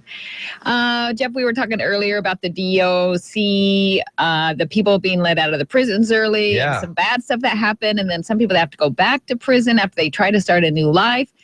And then they're like, well, how did that even happen? So it turns out that the Attorney General's office advised the agency in 2012 it wasn't necessary to hand recalculate the sentences for the prisoners, even after a software coding error led to the early release of thousands of prisoners. I mean, this happened in 2012. Okay, so hold on. 2012, the AG gets a note saying, I think people are being let out early. Yes. And we should probably go through these, get actual human eyes, human fingers on these documents, make sure we're good to go. Yes. Then, now allegedly, I'm assuming the AG's office says, meh. Well, that's what computers are for. The Assistant Attorney General assigned to the agency wrote in December of 2012, these are from some emails that were released last night, that from a risk management perspective, a hand recalculation isn't necessary since software reprogramming will eventually take care of the issue. But the fix was never done, and they found out 3 years later. So it's sort of people have been released Tell that to early the dead lady who got killed because of the guy. Yeah, I mean, risk management perspective. Yeah, but the thing is they've been released early since 2002. So they didn't realize it for 10 years, it looks like, that there was a problem. As early as 2002? Yeah. Oh, my gosh. I know. It's crazy, crazy. Throw those people in jail. Exactly. 7:16 here at KMAS and KMAS.com. We were talking also earlier in the show here last hour, looking back at some of the news stories of note. You know, there's always these recaps and the best of and this thing. So we thought we'd look at some of the stories over the year that KMAS covered at KMAS.com. That's true. And you might remember the beginning of the year, we didn't even we were still wondering if the pool was going to go on. Oh, the pool controversy. Yeah, I mean, it was started at the end of last year, went into the new year. There was just a lot of... Do you remember this? A lot of commotion about it. And then finally it ends up that a new agency was formed, Yeah, Splash. Splash. Good for those And folks. they're like, it's sort of, it was a citizens group. They put it themselves together and said, well, you know what, if nobody else is going to do it, we better do it ourselves if this is what we want. So they put it together. They raised over $100,000, so quite a bit more than that. And they are using that money to maintain the pool. So yeah, Jackie McAlevey and Brad Miller and all those guys and gals from Splash. Wow. Changed the landscape. I mean, imagine we could be talking now. Oh yeah, the pool. That's right. Yeah, because full of dirt now. One of our headlines was Shelton Pool to close. Yeah. Now it's still going on. So good on that group getting things going. Wow. 7:18 here at KMAS. About an hour from now, we're going to talk to Mike Olson, who's a former now city commissioner of accounting and finance. The elections have been certified, and Kathy McDowell has been sworn in, and so she'll sit on the commission for the next couple of years. And so we'll talk with Mike about his time and what his time looks like in the future. That's true. And Jeff, on the Daybreak show, we do, all year long we have shows. We have the legislative link up, which is going to start again in January. Yeah, very soon. We're going to have a pre-legislative thing. Drew McCune will be coming in. We have emergency reports, things that happen. We have our environmentally sound show, which people are interviewed, environmental issues. We have our protocol. We find out what's happening at the port. Mason County Connections. We have county officials that come in and update us. Same thing is Focus on Shelton. We have people come in every week on that one. We have our poverty task force, which will continue into next year, and that brings a light to all the issues that are going on in the area. Speaking of that, Carol, I hate to break into what you were talking about, but the cold weather shelter is open tonight and is ongoing. Yes. It is when it's below freezing, right? Yes, when it's below 34 degrees, I think is what it is. 35 degrees. Okay, so we're looking at the alerts page right at the top. You see that red line right at the top at KMAS.com. It's got a bunch of information.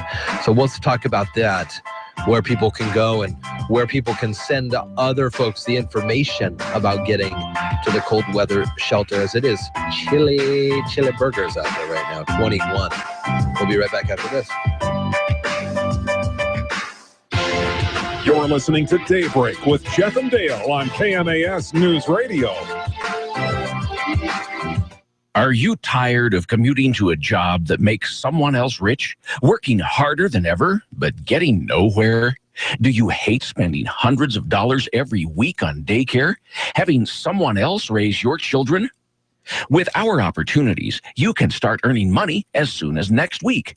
You get to be the boss, work from home, and live a happier life. At Be the Boss Network, you'll find hundreds of work-from-home opportunities that you can literally start today and be earning money as soon as next week. Go to freedom31.com and start earning money as soon as next week. You get to be the boss. Get out of the rat race. Work from home. Go to freedom31.com right now and change your life today. That's freedom31.com. Go to freedom31.com and start earning money as soon as next week. You be the boss. Go to freedom31.com. iFiber Communications, the fastest internet provider in Washington State, has just opened their doors here in Mason County and got their first local customers signed up. James, tell me about your experience. From the first time I learned of iFiber to the day I got hooked up, even now, I felt that my fiber connection and the service given to me have been the #1 most important job to every member of the iFiber team. And not just because I was first in line with my nose pressed up to the glass waiting for a company to take my money. What differences have you noticed? I get what I pay for. With non-fiber solutions, you're paying up to the top and never get a constant number anywhere near that top. With fiber, you certainly do. With iFiber, you get it at a competitive and affordable price. Why should others sign up for iFiber Internet? Well, iFiber has made a commitment to Mason County. They're working hard to bring fast speeds to everyone at an affordable price. And now with phones and television, your bill will be all in one place with no hidden fees or sudden price changes to surprise you month to month like other all-in-one service providers. Get signed up for iFiber Communications today by calling 360-427-4000 or visit iFiber.tv for more information. Hi, this is Dave Ramsey. Tune into my show weekdays from noon to 3 here on KMAS. But now, let's get back to Daybreak with Jeff and Dale. Thanks, Dave. Dave Ramsey on from noon to 3 here on KMAS. The emergency cold weather shelter is open and will continue to be open at least for the next week or so. Carol, can you put up a weather?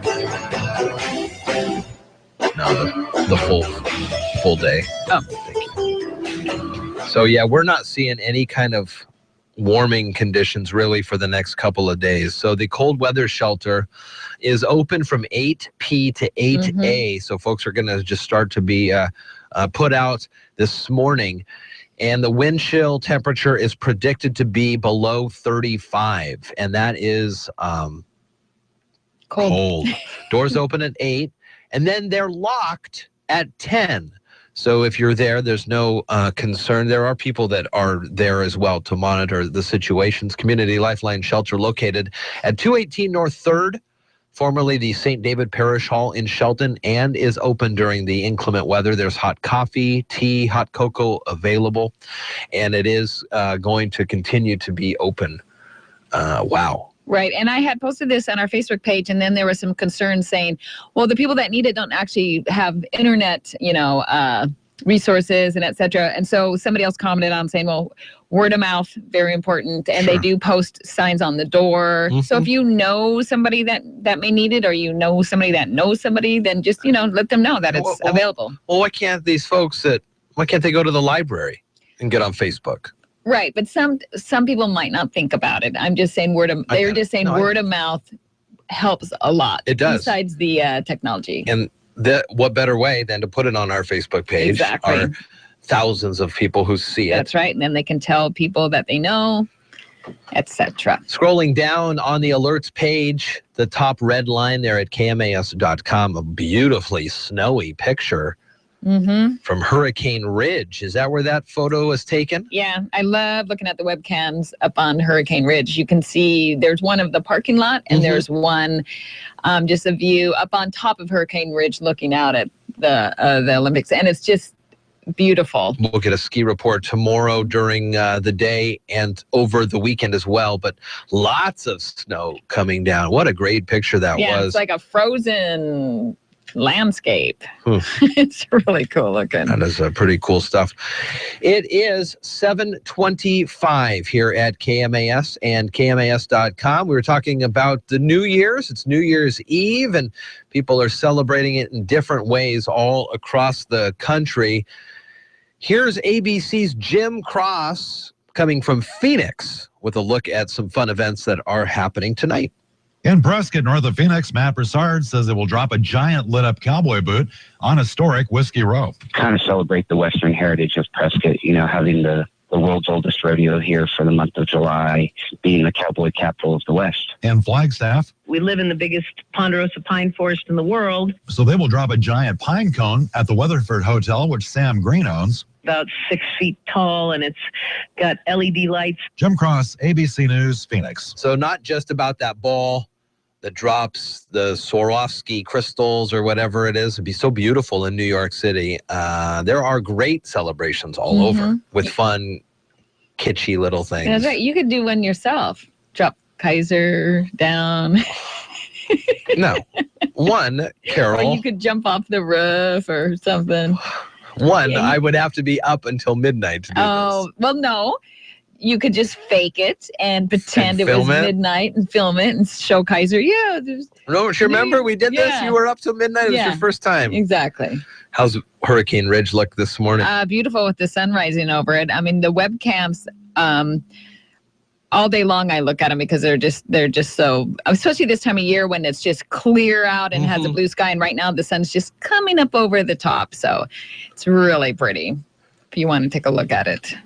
Just Google Hurricane Ribcan. You can't miss it. National Parks website. 7:27 here at KMAS and KMAS.com. Tomorrow from 6 to 7, we have playback for you during the Daybreak show. And 7 to 8, an exclusive ABC interview with Pope Francis as part of their Perspectives program. And then Rebecca Jarvis and Richard Davies has the Economy Year in Review on Daybreak, those times, 6 to 9 tomorrow. Other programming follows. Tom Hartman, Dave Ramsey. We've got Gonzaga basketball for you today. 1:40 is the pregame, 2 o'clock the tip-off against Santa Clara, and the Seahawks take on Arizona in the final game of the regular season. No beast mode. Give him one more week off. Make sure he's at 100% to find out where we'll land in the first round of the playoffs. Feds are investigating, Carol, what caused an Alaska Airlines flight to mistakenly land on a taxiway instead of a runway. Port of Seattle Airport spokesman Perry Cooper says the plane landed safely, headed to the gate on the 19th. No injuries reported. This is the fourth time, but not in the past 11 years have they had one. I think 2004 was the last one. Not necessarily scary for the passengers on that plane. Probably scary for the pilot who realizes he's on the wrong runway. Yeah. And for those people with the Or did he even know? And you know, I don't know. I don't know how you know. I've never been in the cockpit right on an approach. And you know, the people, maybe they'll get replaced by drones one day. The people that are down on the floor flagging. Maybe. I mean, everything is drones. Everything else is. And did you hear about the story about somebody it was in Massachusetts? It's very cold. They have ice-covered lakes, and somebody went to go rescue a drone that had dropped out of the sky, which we've seen a lot lately. Did you see that guy, that skier that almost got knocked out? Yeah. That was crazy. On a real, it was like NBC Sports or something ski. Yeah, I did see that. It just falls out of the sky. Literally 10 feet from the guy. Yeah, he just went past. Yeah, it's crazy. So this drone fell into the ice, into the lake, went right through. Mm-hmm. The person wanted that drone. Well, those things are expensive. Jumps into the hole of the freezing water, barely makes it out, and so then the police and the firefighter went out there, and they're going to try to get the drone out for them. But the things that people do for their drones, the things that drones are doing, it's just like we just talked about technology. The more we get into it, the more crazy stuff happens. I spend $500 on a drone. You're going to dive in the ice water? I am going to do whatever I can. Now, once it touches the water, who knows if it's even going to work anymore. It's like when I dropped the GoPro when we were in Greece. The salt water really screwed it up. So if these were freshwater lakes, maybe it'll dry out. But for $500, I'm jumping in there too. You're listening to Daybreak. Well, at least I say I will. On KMAS News Radio. Local news is brought to you by Fred Holmes Tree Service. FredHolmesTreeService.com, 427-4489. You're listening to KMAS News Radio. I'm Marilyn Foster. Detective and Chaplain Bill Adam will retire from the Mason County Sheriff's Office. In 1994, after serving for 15 years with other agencies in 3 states, Bill was hired to work for the MCSO. Now, after working in his career for 37 years, Bill is retiring from law enforcement and will begin a civilian career with the Washington State Attorney General's office as a senior investigator. The public is invited to say goodbye to Bill and wish him well on Friday, January 15th at 1 p.m. at the Simpson Mansion Colonial House at 3rd and Pine. The retirement party is provided by the Mason County Deputy Sheriff's Association, the Mason County Deputy Sheriff's Guild, and the Olympic Mountain Fraternal Order of Police, Lodge number 23. The Lucky Eagle Casino and Hotel has opened a 16,000 square foot expansion to its gaming floor just in time for New Year's Eve. Casino visitors will be greeted by hundreds of slot machines in the new gaming area, part of a major expansion project that began in February 2015 and is being rolled out in phases. When phase 1 of the casino expansion is completed in January, visitors will enjoy a new sports bar and grill, increased meeting and entertainment space, and a new players club lounge. All phases of the expansion should be completed by June. The Chehalis tribal chairman says the expansion will provide a positive economic impact for the Chehalis tribe and all of the surrounding communities, and says this is an exciting time for Lucky Eagle Casino and Hotel. Bremerton residents who haven't paid their garbage bill in a while may be in for a New Year's surprise. The city and its garbage company, Waste Management, plan to cut off service to people who are months behind on their bills. The city says about 1 in 5 customers are delinquent, adding up to about $500,000 in losses for 2015. Letters will be going out to non-paying customers in January or early February. Waste Management can shut down garbage service for customers who are more than 120 days delinquent. At that point, if garbage piles up, the city can issue fines for violating the city code. The Lacey Timberland Library will host 2 programs in January aimed at popular New Year's resolutions, smoking cessation and money management. Both programs will take place on Saturdays in January from 2 to 3:30 p.m. On January 16th, Quit Smoking with help from Cindy Levy, a licensed mental health counselor and clinical hypnotherapist. On January 30th, learn strategies for saving money with Beth Uplinger of Enterprise for Equity. All Timberland Regional Library programs are free and open to the public. Learn more online at trl.org. I'm Mary Lynn Foster, your local news at AM 1030 and FM 103.3, and always on KMAS.com. I'm attorney Harold Carr. During the past 25 years, more than 8,000 people have trusted me to handle their personal injury cases. I understand how an injury can disrupt your life and cause financial hardship for you and your family. At the law firm of Harold Carr, we have 5 attorneys and 19 staff members experienced with negotiating and litigating with insurance companies. So if you feel the insurance company is not dealing with you fairly, call me, Harold Carr. Let us deal with the insurance company so you won't have to. Car accident? Call Carr or visit us online at haroldcarrattorney.com. Hi, Tom Hartman here. Join me 9 to noon on News Radio 1030 KMAS. But the policies of Christianity that were defined by Jesus, not necessarily by Paul or some of the other followers, and certainly not by Jerry Falwell, but the policies defined by Jesus that you can read in the Sermon on the Mount or you can read in Matthew 25 are unabashedly progressive. They're unabashedly liberal. I mean, Jesus was the original liberal.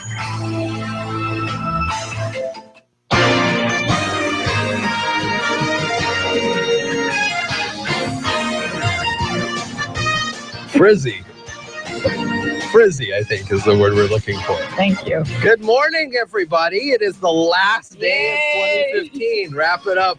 Are you glad Put for a the bow last in it. day? I mean, is this like, I'm so glad this year's over type of a feeling? No. No, It doesn't. I don't have that one from this year either. 2015, great year. 2016, better year. Yes. It is what it is, right? You just deal with it. Marshawn Lynch has yet to rejoin the Hawks. Obi-Wan Kenobi. And that's my words of wisdom. Deal with it. Is my mantra for the day. Lynch still day to day. He will not be playing this weekend, most likely in Arizona for the regular season finale. Why not? Because, you don't want to get him hurt again. He has not played since week 10. Hawks have been able to do quite well for themselves in the stead without Lynch, so why risk it? He underwent abdominal surgery back on the 25th of November. Most of his recovery time has been in the Bay Area. That's where he lives. He's got home down there in Oakland, I believe. So that's where he's been, and good for him. Take time. Not enough people take time for themselves when they need to recover properly. That's true. Gonzaga basketball today against Santa Clara, 1:40 pregame, 2 o'clock the tip-off. We do it again on Saturday, though, in the evening, 7:40 p.m., Gonzaga and San Francisco. Then Sunday, Seahawks, Arizona, 11 o'clock is our pregame, 1:25 is the kickoff. Also, I will mention Saturday night at the Evergreen State College, the pavilion there, your next chance to see the Ole Town Artisans Indoor Soccer Club take the pitch. They're going to be taking on Sporting Everett FC. It's going to be a fun game. I will tell you, it is cold in the pavilion.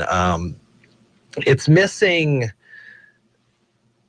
the walls. I don't think it's missing them. I sure was missing them the last time I was there. It's freezing, but it's a lot of fun. And Brandon Sparks, he's the GM of Ole Town. He does our football. John McGlamory is there. He does our football. We all kind of hang out on the PA guy, and we play some good tunes. We get the crowd involved. And if you've never seen indoor soccer, it is fun. It is fast-paced. And I think during halftime, we're going to do a countdown. A New Year's countdown. We're going to relive the celebration with a toast and all sorts of stuff. Fun, fast, furious, and festive. And festive. And very good. Lots of F's when it comes to the Ole Town RG. I'm Carol Gardner with the weather. It is cold, as Jeff has mentioned many, many times. It's clear and cold, which is the best kind of cold. Yes, clear and cold. It's 21 degrees right now. It's going to be sunny today when the sun reaches all parts, and it's going to be a high of 38. Tonight's going to continue with clear skies, low near 24. Celebrating New Year's is going to be about 29 at midnight, but it still will feel like 24. So just get outside, bang your pots and pans, and then jump back inside.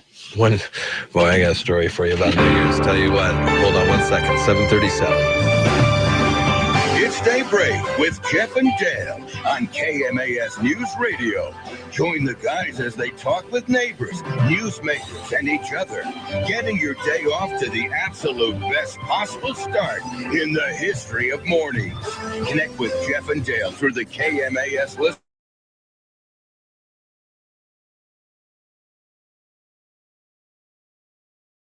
Wilderness of the Olympics with Jeff and Dale. Good morning to you. Thank you so much for tuning in on AM 1030 or FM 1033. Perhaps you're watching us this morning on the YouTube, and we appreciate that as well. Jeff's got a nice sport coat on. Oh, Mike Olson's coming in soon. I thought I'd spruce it up a little bit. Well, I'm game day ready. You are game day ready. Look at you go Hawks. That's right. Blue Friday, except for, it's Thursday. It's your special Richard Sherman one. Yes, it is. T-shirt. Time for us to talk a little bit about the environment. Not this time, Jeff. Don't worry about that. So New Year's. Do you have any big memories of New Year's? Or do you shoot off fireworks or? No, I mean, in my older years, I've been pretty mellow, just sort of hang out with some friends and family and, watch the New Year celebration on TV. Maybe go outside and yell Happy New Year. Hoot and holler just a bit. Just a bit, yeah. I mean, in the old days, used to go out and do it up pretty big, and I did go up to Seattle to watch the Did you? Dale was just talking to me about his venture up there. I've never been. It's pretty cool. To that one. Crowded. But it's fun it's a whole fun. Everybody's excited. When I was up there, it was pretty rainy and foggy, but you still could see the fireworks pretty good. But and it was fun. Be a good night tonight. Stay out all night. Yeah, tonight would be awesome. Especially if the Northern Lights are happening. Wouldn't that be something? Yeah, that'd be awesome. We were talking earlier this morning about some sun deals. The sun is solar ejecting stuff, and it can cause the Northern Lights to maybe even get as far south as Oregon, which would be amazing to see. Now that I'm thinking about this, the Northern Lights would be great. Everybody's going to pull out their cell phones though to take pictures of it, and it very well could cause some problems with cell phones. It could cause some electromagnetic issues. That's what happened, you said, 2008 with the big, huge blackout in New York. And if it's going to be as far south as Oregon, it could be happening already right now. We'll get some good pictures. Better charge up my camera. Just because you can't see it doesn't mean it's not happening. It doesn't just go, we're going to wait for it to get dark out so the humans can see the show. Give them a show. Might as well. We're taking over anyways after the first of the year. One New Year's I remember specifically is we were shooting off fireworks on the 4th of July. Probably not the fireworks that you're supposed to be shooting off, but then at the end of the festivities, we had done one of those rockets, and it shot up, but it didn't blow up. I was able to find the rocket. Oh, really? So I cleaned it all out, and you touched a live rocket? No, it wasn't live. Well, it had not. You said it didn't blow up, so it could still blow up any time. Maybe you're right. There's children listening. Do not do this at home. Yeah, this may be not a good story. Follow all safety guidelines. And don't do as I say, not as I do. 7:41 here at KMA. Yeah, back to that drone story. There are drones everywhere. I had gotten a drone last year for Christmas, and it is so hard to control. Man, I was trying it just the other day because my neighbor's got a bigger one. Those things go so far up in the air, and any little bit of wind, and it's gone. And he has a camera on his? I think there is a camera on it. And he says they were over at Reeves Elementary School, which is kind of near Delphi Road area. And he said they were in the school zone, and this drone was up. Wind catches it. Next thing it's across the street in the woods. Wow. Filming the whole time. So they can hear themselves yelling, where do I go? And look for the lights. They are fun. Excited to do our polar bear dive with you, Carol, on February 6th out at the Alderbrook. Your drone out there. Well, either one of the Mason County Sheriff volunteers They had one a couple years ago, a drone out there doing stuff. We've got our quick GoPro cams that we're going to use, but maybe I will bring that drone out. I'll practice a little bit more. It's going to be a big event, February 6th.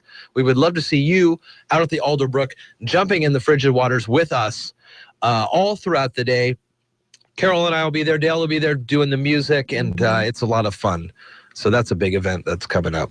That would be a great time for a drone. It'd be a great time for it, as long as it doesn't drop out of the sky. But then Jeff said he would dive into that water and get the especially drone. in that situation, I'm already going to be wet. Right.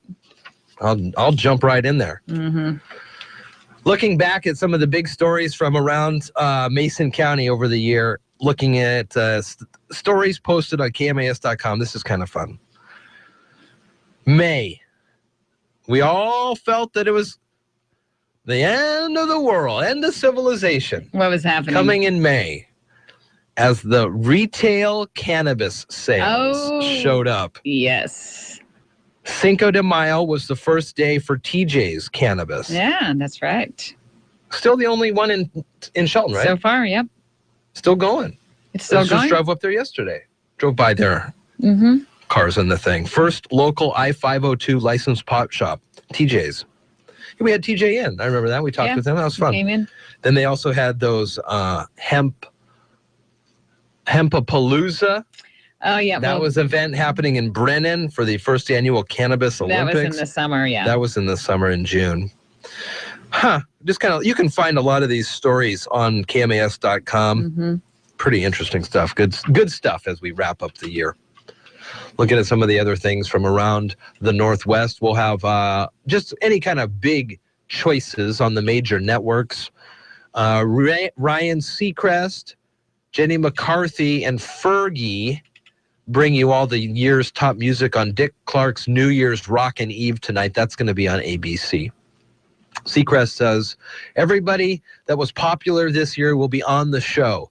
If you had a hit this year, you're on the show. Wow. So Ellie King, Pentatonics, Ellie Goulding, Fall Out Boy, Walk the Moon, lots of big ones. This is Seacrest's 11th year. Is it? Helming the show. Wow. Co-hosted by Jenny McCarthy. What fun. Have you ever been to, would you go to New Year's in New York? I have thought about it. It does sound, I think it would be fun to do once. It's a lot of people, but I don't really mind that many people, but there is a lot of people. 1 million.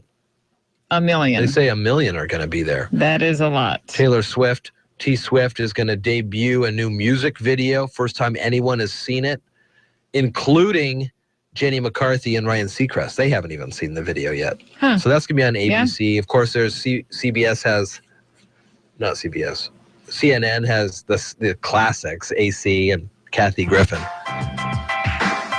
That is gold. Strange gold. I mean, you can watch it for the train wrecks. You can watch it for the comedy of Kathy Griffin.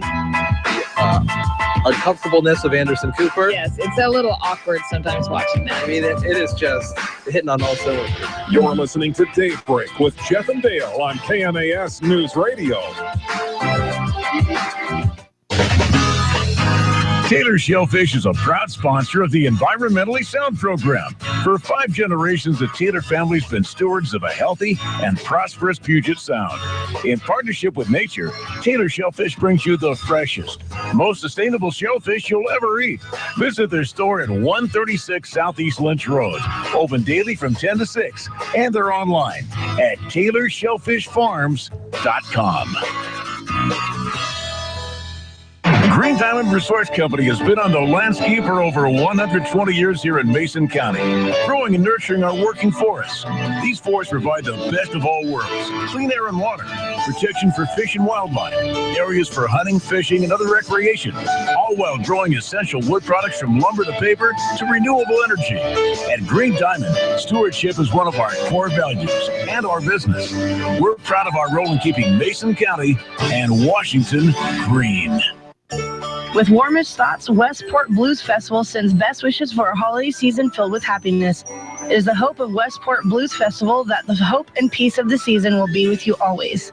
Christmas is a time for enjoying friends and family, for spreading cheer and goodwill, For Cameo Boutique and Wine Shop, it's also a time to send warmest wishes to the special people who they number among their friends and customers.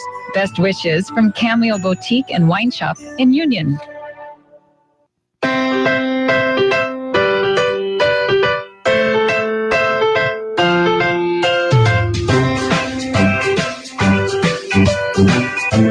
Good morning, this is Sheriff Casey Salisbury. You're listening to Daybreak with Jeff and Dale on KMAS.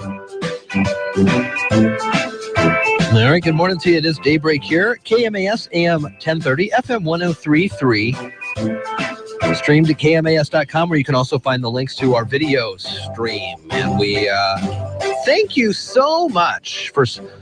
There's a lot of speed bumps that could potentially put us between each other. One of them is that a lot of people even worked this week. I was out yesterday. Kaiser had his 18-month checkup, so we had to go to the doctor. He got shot Hep A. He did great. Cried a little. I didn't pass out this time, so that was a benefit as well, considering I had to take him home. Afterwards, we went to the mall for a little mall walk-in, which we love to do, and it was packed. There was... Did you get a pretzel? No, but I was just going to say, the mall's busy when there's a line at like the Cinnabon. Right. I mean, there was probably 7 people deep. Mm-hmm. People everywhere using those gift cards because nobody's working this week. It's kind of a light week. So Nobody? We are. But I'm just saying there's a lot of opportunity for people to miss the show, and we do appreciate you starting your day, ending the year. Getting ready to start the new year with us, 2016. Look for big things from the old radio ranch. We are going to be doing some big things. Well, that's one thing you can say about KMAS. Changes with the times. Sure.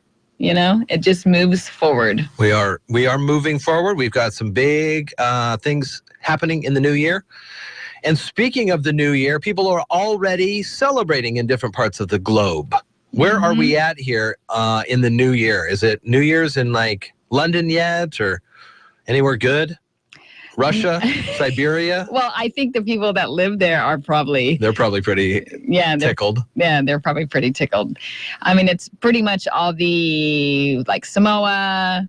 New Zealand, much of Australia. Oh, I got to find a picture of the Australian. That's one of my favorite. That bridge in Australia. Japan, South Korea, Western Australia, North Korea. What time is it right now? North Korea. What's that? What year is it in North Korea? That's what I want to know. What year? Like year of the... No, like, do they tell people it's 2016? People have cell phones there, believe it or not. I think they get away with a little more than what we think. What we think? Or what they think. Huh. The powers that be. That's interesting. I never thought that I thought for sure that they were just in the dark. You see the photos, the overnight photos of the satellites going by and all around the peninsula, Seoul, South Korea. It's all very lit. And then you look north, Pyongyang has like some lights. Otherwise, it's dark all the time. Well, I think that there's... Human nature is that people will tell people things that are happening. It's just how it is. So we have an other to pit ourselves against?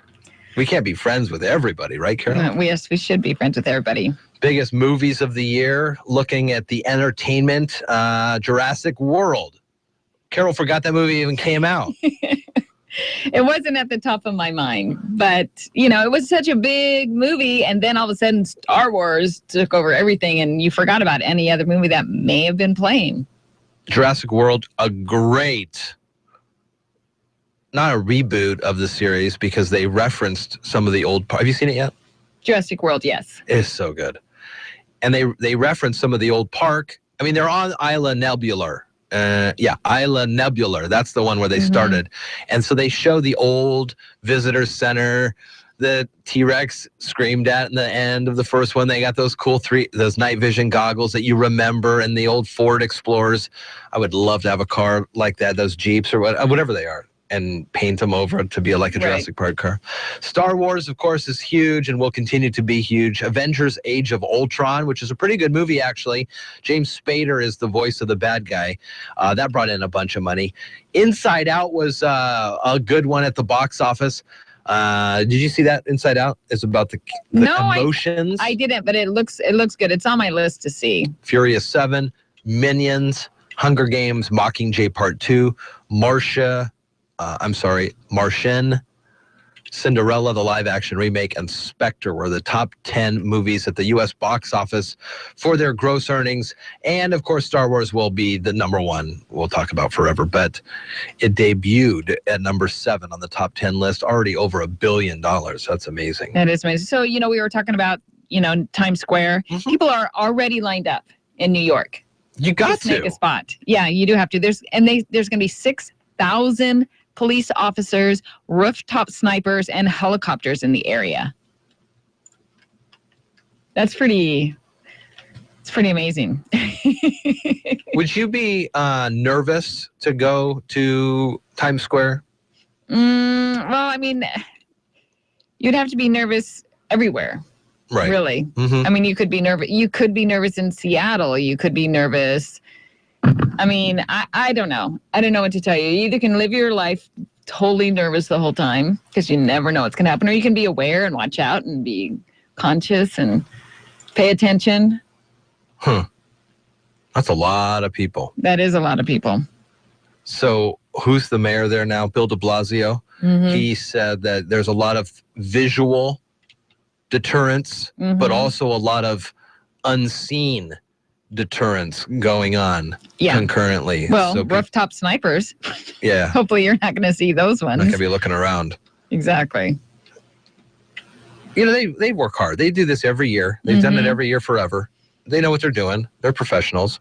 It kind of is encouraging. They had that email school thing in LA where they shut all the schools in the LA school district down. Yeah. New York got the same exact email. Right. And they saw the threat, and they didn't perceive it as reputable or a real threat. So they didn't shut the schools down. When you hear that kind of stuff, and they did their due diligence, so they made a quick decision, and I'm pretty hopeful that, things are it'll be fine. Yeah. I think it'll be fine. You never know, but whatever. Apparently there is a Star Trek lawsuit that is out. An effort to get an independent Star Trek film was going well. ABC's David Blaustein fills us in. A crowdfunded Star Trek film has hit a roadblock.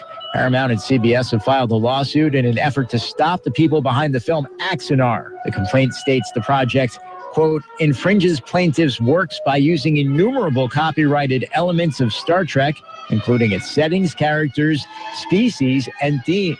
Axanar has raised over $1 million.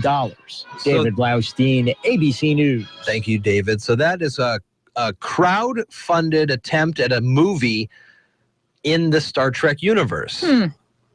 How would they not think that Star Trek is going to go, that's ours. Yeah. That's our logo. That's our music. Those are our characters. So when did that start, I wonder? Well, if it's already raised over $1 million for Axanar and the prelude to Axanar, I'll go to the website, see if I can find it on there on the Twitter page. But these crowdfunded sites, we've seen the previews for the newest Star Trek coming this upcoming year. Looks pretty good. I like these remakes. I do too. Simon Pegg and whoever Captain Kirk is. Chris Pine. Chris Pine, yeah. He's good looking. Boy, he's got good eyes. He Tell does you what, got good blue as far as the eye can see, literally. 7:56 here at KMAS and KMAS.com. Thank you for tuning in this morning. We'll check the news from the Associated Press.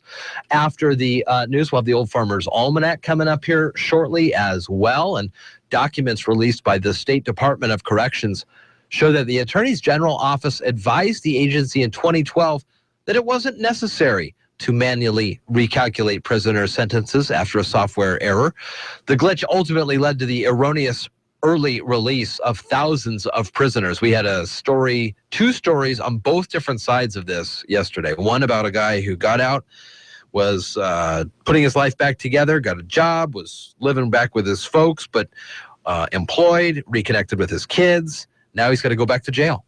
Mm-hmm. The other story that we had was a guy who was not supposed to be released until December. Turns out in November he got into a huge accident, Yes. vehicular homicide. Oh my goodness. All right, it's 8 o'clock here. The Old Farmer is next. And it's Daybreak. KMAS. You're listening to Daybreak with Jeff and Dale on KMAS News Radio. Good, bad, or indifferent, there's no shortage of quips about the new year. We share a few of our favorite nuggets today from the Old Farmer's Almanac. This is a referral service. Calls will be routed to an independent referral insurance agency. Do you know the number one cause of bankruptcy? No, it's not losing your job or running up credit card debt. It's not even divorce. It's medical costs. If you and your family don't have health insurance, just one serious illness or accident could be financially devastating. But now there's good news, really good news. A health insurance hotline has been established to provide health insurance for all Americans, even uninsured Americans with pre-existing conditions. Now anyone can get health insurance even if you have a pre-existing medical condition. I repeat, now anyone can get health insurance coverage. Call now for a free no-obligation quote on affordable health plans available to you. Again, this is a free hotline for anyone, even if you have pre-existing conditions. Protect you and your family from sudden unexpected medical costs. Call the free health insurance hotline right now at 1-800-790-9836. That's 1-800-790-9836. Call 1-800-790-9836. With more practical tips and useful advice, this is the Old Farmer's Almanac Radio Report for Thursday, December 31st, the 365th and final day of the year. John Denver was born on this day in 1943, and in 1879, Thomas Edison gave his first public demonstration of the light bulb. The new year is a reflective time for most people, and we've been compiling some of the more profound thoughts we've heard spoken on the subject. Columnist Bill Vaughn accounts for two of our favorites. Youth, he says, is when you're allowed to stay up on New Year's Eve. Middle age is when you're forced to. Or an optimist stays up to see New Year's in. A pessimist stays up to make sure the old year leaves. And a clever but unattributed line goes like this. A New Year's resolution is something that goes in one year and out the other. There's the Old Farmer's Almanac Radio Report. Learn more at almanac.com. KMAS Shelton is now everywhere you are. AM 1030, FM 1033, and online at KMAS.com. Here's the latest from ABC News. I'm Karen Chase. If you listen closely, you can hear fireworks exploding and champagne corks popping as the calendar fades to black on 2015. That's how South Korea kicked off 2016. New Zealand and Australia also among the first to celebrate. Security in New York has been cranked up to unprecedented levels for the biggest party in the world, the Times Square ball drop. Police say it'll be the safest place on earth. ABC's Dre Clark has the numbers. 1 million people at least squeezing into about roughly 20 blocks, all to watch the ball drop at midnight. Now, the cornerstone of this event, of course, is security. They want to make sure everyone is safe.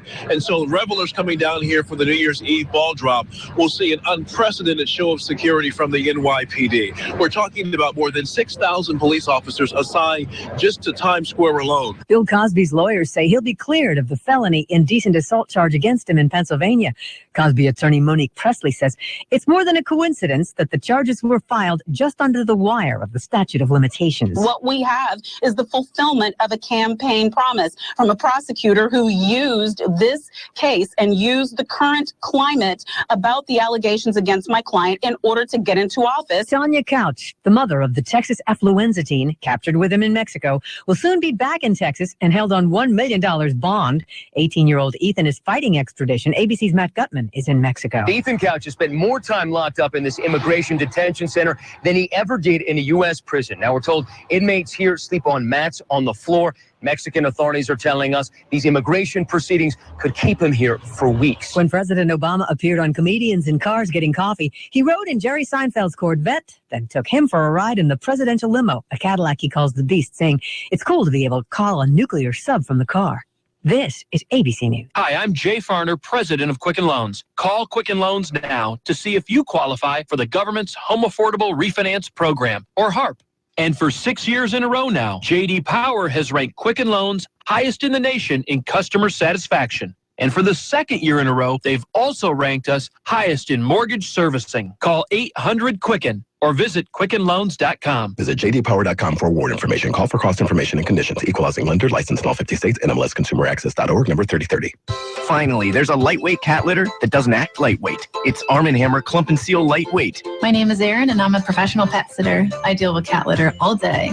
Clump and Seal Lightweight is amazing on odor. It's super easy to carry, and there's absolutely no dust. No other litter seals and destroys odor and is 50% lighter than our regular litter and 100% dust-free. It changed how I feel about a lightweight litter. I would recommend it to my friends and my clients. Get 7-day odor control and no dust in Arm & Hammer Clump and Seal Lightweight.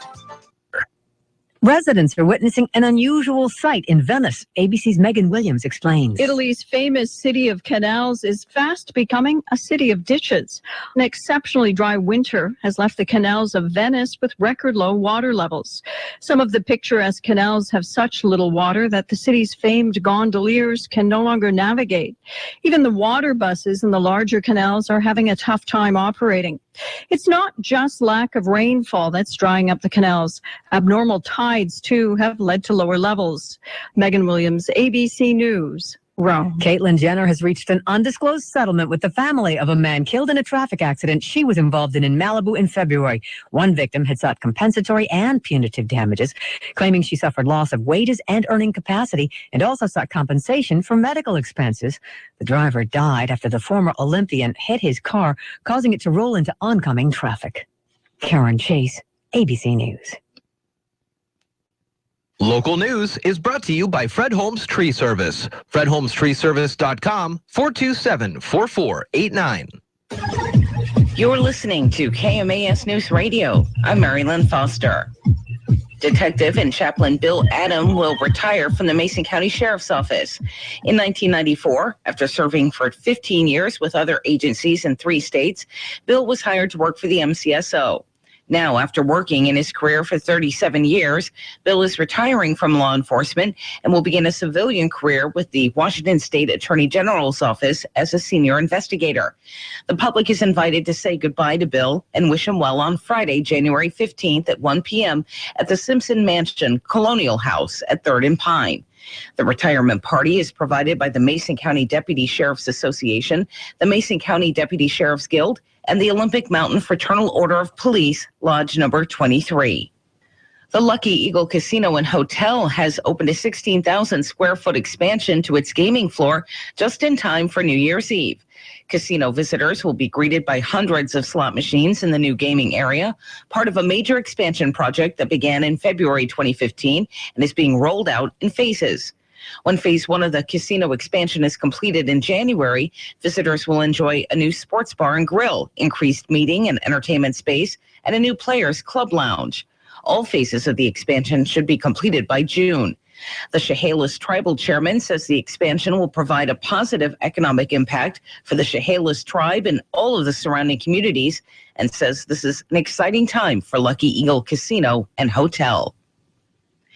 Bremerton residents who haven't paid their garbage bill in a while may be in for a New Year's surprise.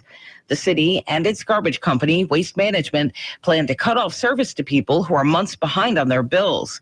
The city says about 1 in 5 customers are delinquent, adding up to about $500,000 in losses for 2015.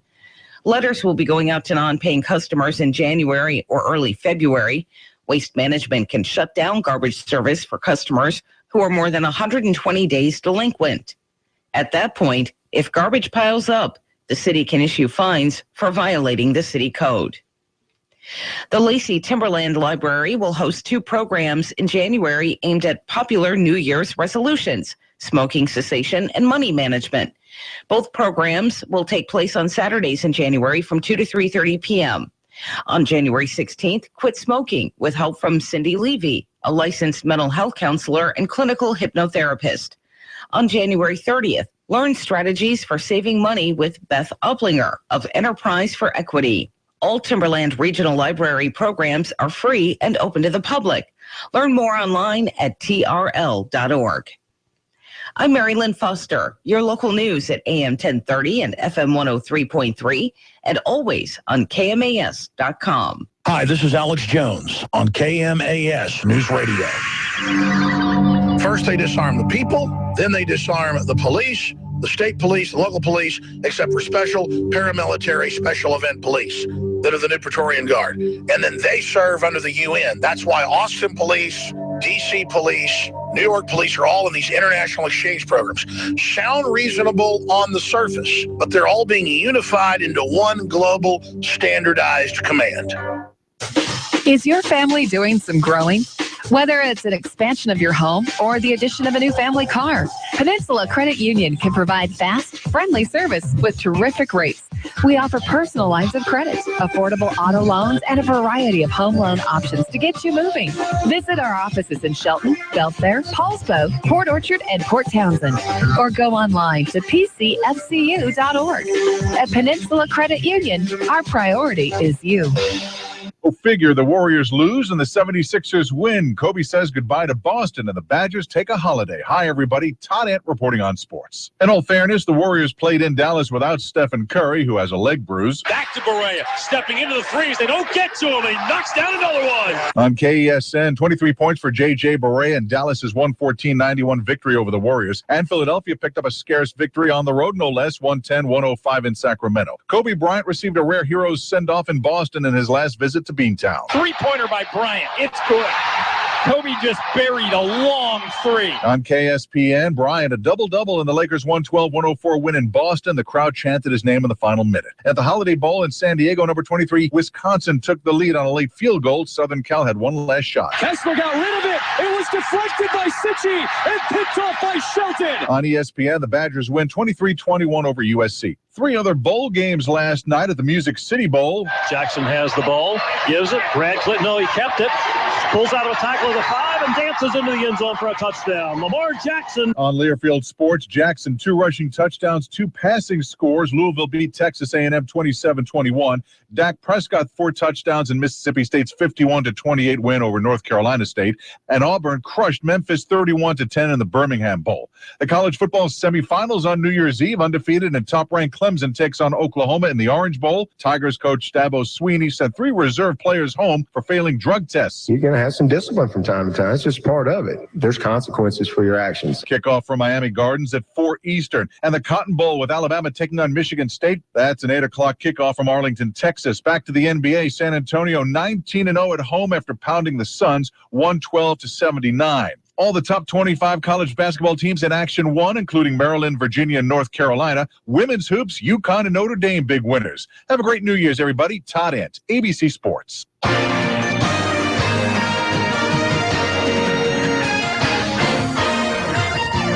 For News Radio 1030 KMAS, FM 103.3, KMAS.com. Good morning to you. I'm Jeff Slakey, looking at some sports around the area. We have a Seahawks game for you on KMAS this Sunday. Not expected to hear Marshawn Lynch's name be called on the plays, but he'll be around in the regular season finale against Arizona. It's still day-to-day, says Coach Carroll, after saying earlier in the week that he could maybe be back, but don't want to really risk it. He hasn't played since week 10 against Arizona, and the team's done quite well without him. Spent most of the time recovering in the Bay Area with personal trainers there at his home. Today at 1:40, we head over and hear from the Gonzaga basketball team as they take on Santa Clara. Tip-off will be at 2. Gonzaga then back on the air on Saturday in the evening against San Francisco, and then the Hawks, as I mentioned, on Sunday morning. And Sunday night football, big game. For playoff implications for us, it's a Vikings-Packers game Sunday night. That'll be a great one. Our coverage gets underway right at 5. It is cold out there, and Carol's got details on it. I do. It is very cold. It's dropped down to 19 degrees, which it always gets a little colder right when the sun comes up. It is very cold. And we can attest to that because our guest let us know how freezing it was outside. And he has a red nose right now. It's 19 clear. It's going to be sunny all day. It's going to be about 38 degrees at the high, if you think that's a little warmer. And tonight during the New Year celebration, it's going to be 29. It's going to feel like 24. So it's going to be clear skies. It's going to be beautiful. It's just going to be super cold. Tomorrow it's going to be about 29, but or 38, but it'll be super cold. But you can get outside, walk around. Still probably won't get on the roof, though, and take the lights down. That's pretty cool. It might be icy. It's Daybreak with Jeff and Dale on KMAS News Radio. Join the guys as they talk with neighbors, newsmakers, and each other, getting your day off to the absolute best possible start in the history of mornings. Connect with Jeff and Dale through the KMAS listener line, by email or Facebook. Now, from the capital of the great state of Washington, Daybreak with Jeff and Dale. All right, good morning to you. It is Daybreak here, KMAS 812, and Carol and I have got a great guest in studio this morning, and we want to say good morning and welcome outgoing Commissioner of the City of Shelton, Commissioner of Finance and Accounting, Mike Olson. Good morning, Mike. Morning, Jeff. Good morning, Carol. Good morning, Mike. Thanks for letting me come in. Thanks for braving the cold and coming down. So it's pretty cold out there on your way. Yeah, it's a 5-minute walk, so I was able to handle that. Just enough.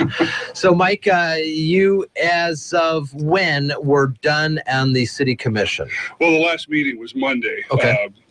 They have to swear in the new one before the end of the year, so my official last meeting was Monday. So did they do like a split meeting, or is it come at the end when Kathy gets... No, they do it at the beginning, but she doesn't assume the seat until 2016, so it's kind of a formality. But no, I had one last meeting to cause trouble with. Yeah.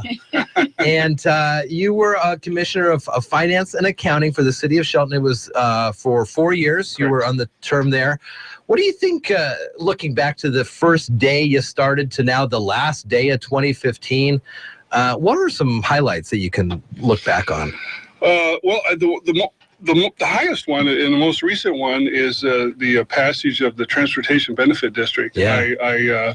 It wasn't my idea. I was the one who pushed it forward with the city, but it's going to have a 10-year or longer impact to the city of Shelton. I think that's just huge that the voters supported that. I mean, it's finally going to have a road funding source here in the community, which we've never had. I like history of Shelton, and I go back 100 years, and they were complaining about the roads. So finally, we can make a dent in it. So that's my biggest highlight, I believe. And this was a 0.2% sales tax in the city. Correct. So it kind of helps the people that are coming into the town. It's not just saddled on the citizens of Shelton, but even the people. Anybody who uses services in the city limits, we'll pay that when they go to Walmart or Fred Meyer or Safeway or.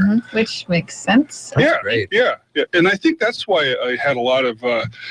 As I went around talking to a number of groups, I kept emphasizing the fact that everybody who uses our roads helps pay for them, just like we as city residents help the county, with our property taxes. And actually, I got a lot of support from county people. I think that spread the word that they were supportive of it, including 2 of the 3 commissioners, county commissioners.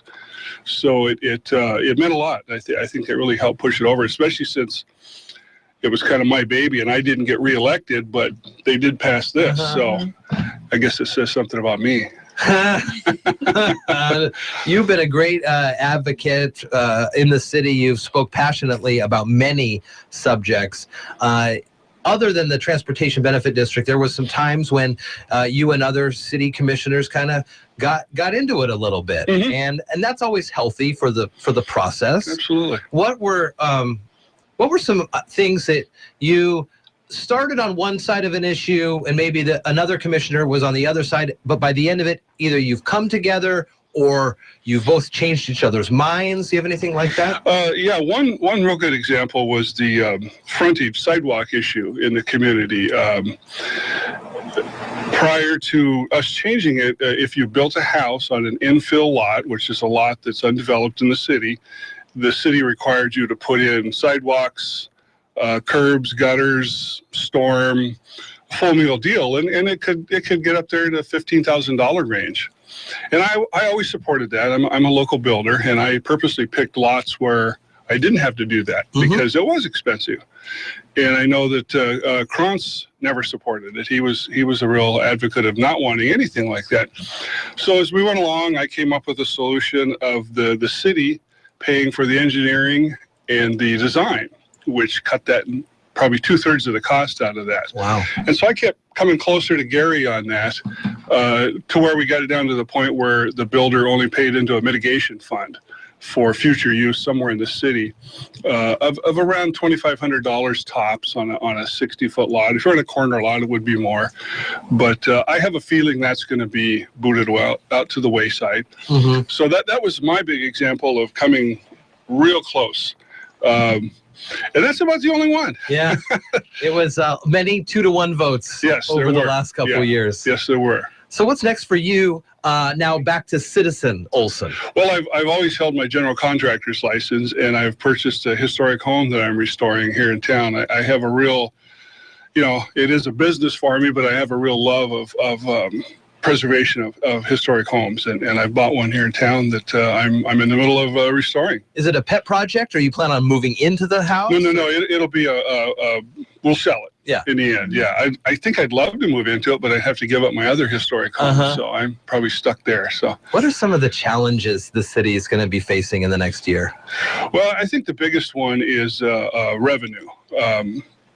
We just don't have a job base here. We can do lots of little cutesy projects like the downtown visioning thing, but until we have a job base here to replace working class jobs, people just don't have the income to spend, and there's no reason to buy a house in Shelton. Our housing stock is aging. It's dilapidated. Nobody's going to want to pop in a $200,000 home in some of these neighborhoods. Mm-hmm. And Hall Equities is a hope that's being held out there. I'm still not real positive that's going to be a savior for another 4 or 5 years. It's a lot of money for him. Yeah. And I think that the things like recently where the incoming commissioner and the mayor kicked out the EPA grant, I think sends a signal to Mark Hall that Shelton doesn't really care about their environment. I mean, he's got some issues up there with Goose Lake bordering his property, and some polluted area on his property. So I just think that things like that send a poor signal to the rest of the world out there about come to Shelton. It's basically come to Shelton, we don't care. And that scares me as far as the ongoing development of Shelton. We need jobs. We need reasons for people to come to Shelton, either as a tourist or as a resident or a business owner to establish a business here. Pickleball? What's going on with pickleball? Well, I kind of started that as a way to come to Shelton. Yeah. Get us on the map, and that's an ongoing thing. We doubled it from the first year, and I've got a group of people who are real. Brad Patterson at Mason Transit, for one, is very enthusiastic. We're going to sit down here in January and really start forming some grander things with that. So I think it'll keep going. We have a real core group of people, and I saw you guys walk by the other day, but didn't see you stop in. Well, no, I didn't have the right shoes for it. But no, it's a fun thing. I think it's a real good community-based thing, and we're trying to get more and more people involved in it, younger people, older people, whatever. It's just another thing to bring to Shelton. I always compare it to the 3-on-3 Hoop Fest. Yeah. That started out exactly like this, and now it's a nationwide event. I don't think we'll become nationwide, but certainly amongst pickleball players, we're getting some recognition. Yeah, we were just talking, Dale and I were talking about that. So they get like 250,000 people a year in Spokane, for this thing. I heard Kareem Abdul-Jabbar went to the last one. Really? As a spectator. So, oh my goodness, it is big. It is big. It's huge. We can do the same thing here. Yeah, so. During the election, you talked, one of your points was increasing the number of active city commissioners. People we're currently at 3, so there's a lot of 2-to-1 votes. There's a lot of missed opportunities to converse. You can't really talk with each other without it being an official meeting. You said regardless if you win, you lose, you're going to push forward to expand this commissioner base. Are you still going to do that? Yes, there's probably 4 or 5 of us right now, and that should grow too. And we're going to kind of get an ad hoc organization together. We've pursued it legally as far as knowing what we have to do and how it has to happen. There's financial impacts on the city, so we kind of have to time it just carefully. There's 2 ways of going about it. Either the sitting commission can establish it, or a citizens initiative can force them to put it on as a vote for the people to change the form of government. I think it's time. I felt it for a few years. And especially when you have a three-member commission, it's real easy for two people. And I'm not necessarily knock on Kathy and Gary, but I always felt that the past commissions were fairly even-keeled.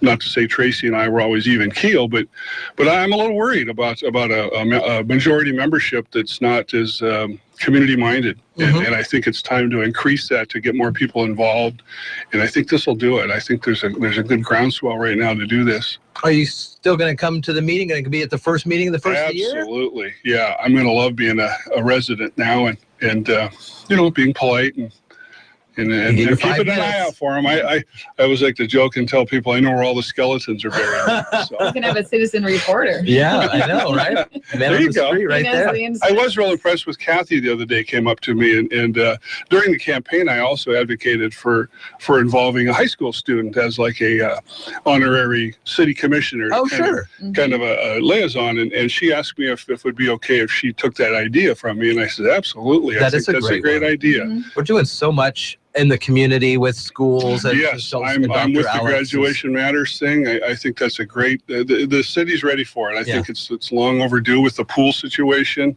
Right. I think people are aware of their government now, and I think it'll only get better. Yeah, we were just talking about things that happened this year, and the pool at the beginning of this year was still a question. Right. And so was looking for a new superintendent. Right. And so a lot of stuff has happened, and we're seeing how much more involved the school is with the community now, and it's been great. Yeah, and people that normally aren't involved, unless their kids are involved on the swim team or something, it really came out of the woodwork and really, really pushed that over the top. It was pretty impressive. I went to a number of fundraisers for that, and it was great to see how many people would, $10 here, and it added up. It was a great citizens movement, and it got regional recognition. It was on King 5 News and stuff. So it's a good sign. I like to see that. So now, general contractor Mike Olson is in studio. I can't call you commissioner anymore. Ex-commissioner? I mean, is there any... You can call him ex-commissioner for a while. Is there stuff...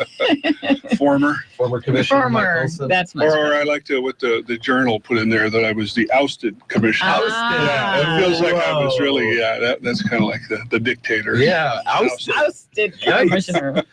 Doing any... Yeah, I was. She beat me pretty well. Yeah. Boy, she did. Isn't that something? We are looking forward to the New Year's tonight. You doing anything? What do you do? No, I'm well past. I might watch the fireworks if I make it to that far, but no, I tend to hunker down on New Year's Eve. Granddaughter's here, so fun. She'll probably stay up with Grandma. I don't think I'll make it, but we'll see. Mike, it's always a pleasure to talk to you. Yeah, I appreciate you guys, and over the 4 years, I really appreciate how you guys have been an advocate for the citizens and allowed people to come in, and I think you're doing a great job. I think a lot of this movement that we're talking about falls on you guys as a responsibility of the community, that you've been real outspoken out there, and you chase those things down, and it means a lot to the community, I believe. So, well, thank you very much. Thank you very much.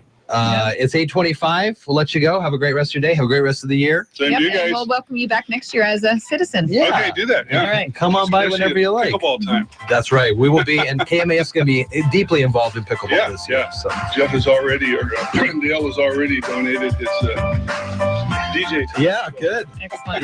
Get him working We just on need something. more players, especially ladies. We'll play. We'll see. We will All field a right. team. 8:26 here at KMAS. You're listening to Daybreak with Jeff and Dale on KMAS News Radio. Are you tired of commuting to a job that makes someone else rich, working harder than ever, but getting nowhere? Do you hate spending hundreds of dollars every week on daycare, having someone else raise your children? With our opportunities, you can start earning money as soon as next week. You get to be the boss, work from home, and live a happier life. At Be the Boss Network, you'll find hundreds of work-from-home opportunities that you can literally start today and be earning money as soon as next week. Go to freedom31.com and start earning money as soon as next week. You get to be the boss. Get out of the rat race. Work from home. Go to freedom31.com right now and change your life today. That's freedom31.com. Go to freedom31.com and start earning money as soon as next week. You be the boss. Go to freedom31.com. Washington Health Plan Finder has extended its open enrollment through January 31st, 2016. You can still register yourself or a family for a health plan, and Mason General Hospital can help you get set up. Simply go online and visit masongeneral.com and click on the Washington Health Plan Finder on the homepage. Browse the various plans available, and when you find the one you want, let Mason General make sure you're qualified and help you sign up. Find the plan and call Susanna Lopez, Project Supervisor, at 432-7766. Washington Health Plan Finder. Open enrollment through January 31st, 2016. Mason General Hospital and family of clinics. Equal opportunity provider. Translation services provided. Mason General and family of clinics. Start your mornings live and local with Daybreak on KMAS Shelton. Join Jeff and Dale weekdays from 6 to 9 on AM 1030 or FM 1033. Hi, this is Rick Riz from the Seattle Mariners, and you're listening to Daybreak with Jeff and Dale on Newsradio 1030 KMAS and FM 104.1. Oh, man, we are looking forward to another great year of Mariners baseball here on KMAS.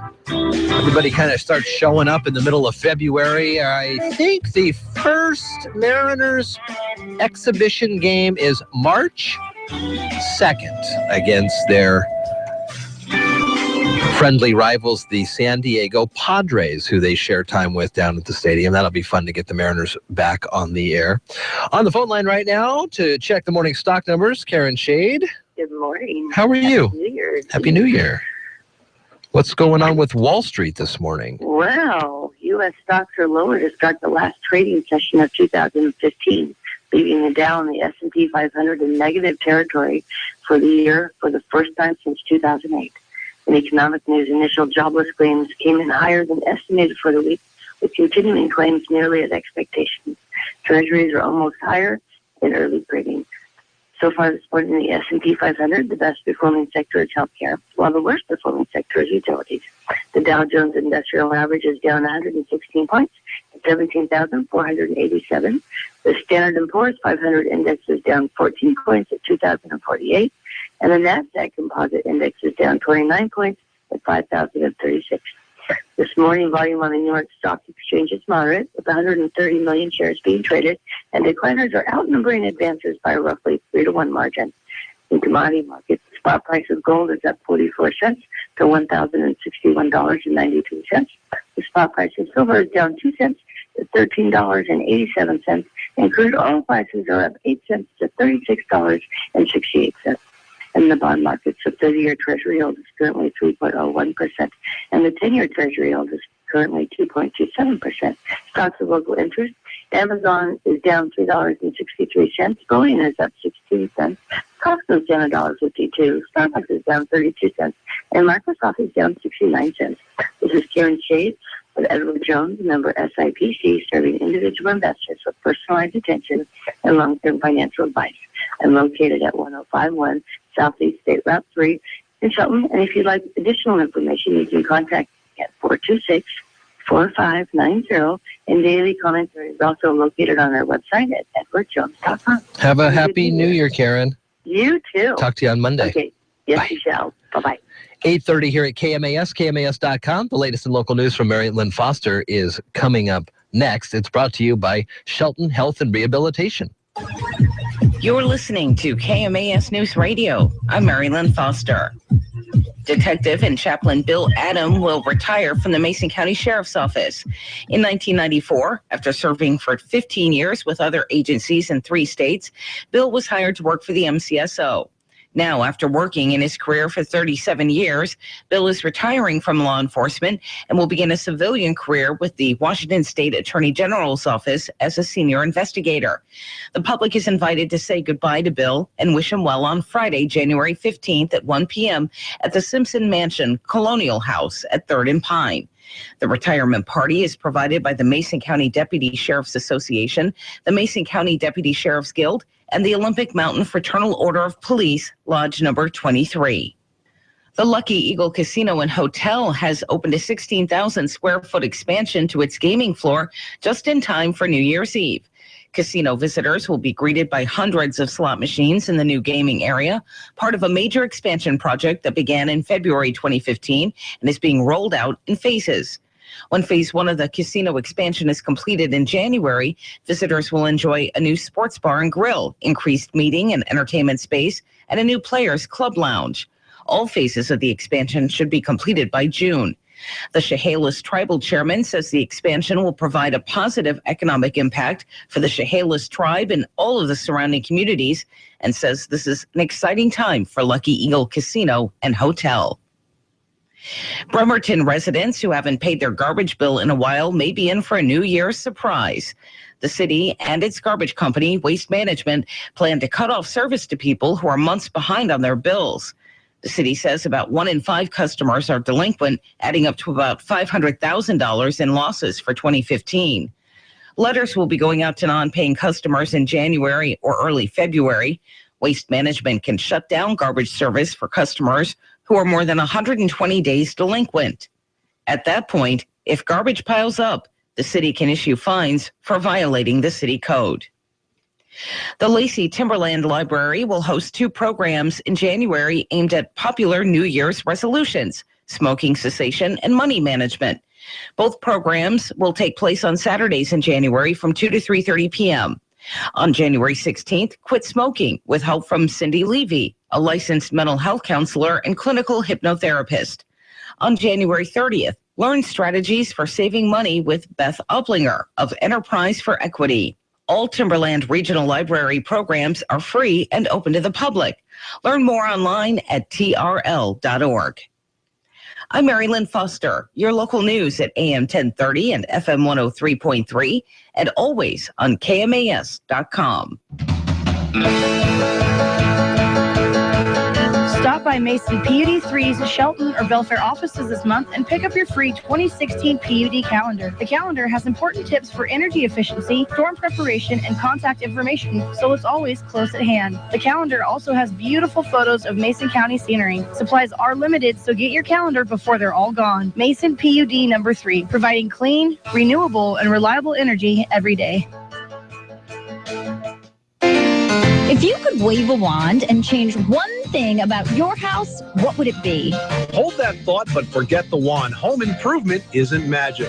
If you're a do-it-yourselfer, we can show you the tricks of the trade for remodeling and repair. And how to not get fooled when you're choosing and directing a contractor. Hi, I'm Tom Kreitler. And I'm Leslie Segretti. Phone in your fix-up questions here this weekend. On the Money Pit Home Improvement Radio Show. Saturdays at 10, Sundays at 7 on KMAS News Radio.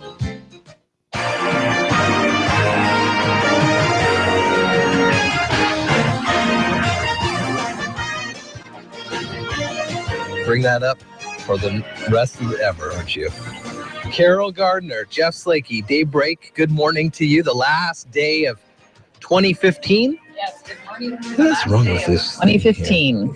Your mic mixer is not working very well. We had these problems last week as well. Oh, no. Now we're fixed. All right. All right, checking out sports. We've got for you today on KMAS at 1:40, Gonzaga and Santa Clara. The pregame show's at 1:40. It's just a 20-minute pregame. Great. And the tip-off will then be at 2. Coming up on Saturday at 7:40, we start the pregame for the Gonzaga and San Francisco Dons game. That'll be fun at 8 o'clock. Sunday, Seahawks in Arizona. Last game of the regular season. Marshawn Lynch, beast mode, probably will not be playing. He's still day-to-day, you know. He had a big surgery, and he hasn't played since week 10. November 25th is when the surgery was. He's been in the Bay Area for most of this time with personal trainers. He's got some new MMA trainers that are teaching him some new things. One of the coaches for the Hawks, Tom Cable, hooked him up with the MMA guy and got some of that information. So that's what's going on there. So probably no beast mode. But the Hawks have done, other than this last week, they've done pretty well for themselves without him. So we'll have the game. Then Sunday night is another game to watch. It's going to be a good one. Vikings-Packers. Game to listen to here on KMAS. 5 o'clock is when our pregame starts. 5:30 is right around the kickoff. And depending on who wins there, it really could have some implications into where the Seahawks move next into the wild card playoffs, which will be the next weekend, the 9-10. There's 2 games on Saturday the 9th. There's 2 games the next day as well. We'll have them for you when the Seahawks are on the radio, for sure. Saturday night at Evergreen State College, the pavilion down there, the Old Town Artesians are taking on the Sporting Everett FC, and it is a fun. The Whistle, the Washington Indoor Soccer League, the Whistle, great time, fast-paced, lots of shots on goal, and they bounce off the walls, and there's pizza there, and there's going to be a countdown, like a New Year's countdown. It's a lot of fun. Brandon Sparks, John McGlamory. Brandon's the GM. John was slanging pizzas last time. He may get to hang out with me as we do some PA work together. It's fun, though. Saturday night, if you're not doing anything, love to see you there. Checking the weather, Carol. The weather here is cold. Right now it's 19 degrees, but it's clear. It's beautiful. If you can get out and walk for 5 minutes or less, I think you'll be okay with that crisp, anything above 5 minutes. Weather. And all day it's going to be sunny. We're going to reach a high of 38. Continuing with clear skies through the night, low near 24. So if you're out celebrating New Year's at 9, at midnight, it's going to be about 29 degrees. It's going to feel like 24 degrees. New Year's Day, it's going to be cold again. It's going to be a high of 38. On Sunday in Arizona, guess how hot it's going to be in Arizona? And I say hot. To me, this sounds hot. 60. 76. 76 in Arizona on Sunday. Yeah. Wow. I know. So I'm thinking those Seahawks, they better be playing indoors right now. This is creeper heat. looking out the window. I do not know. Jason Dose and Steve Goins are here for the... and we just got done talking to one of your old bosses. He had great things to say about you. Oh, boy. I'm just kidding. Don't worry about it.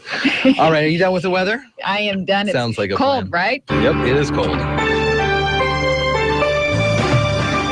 It's Daybreak with Jeff and Dale on KMAS News Radio.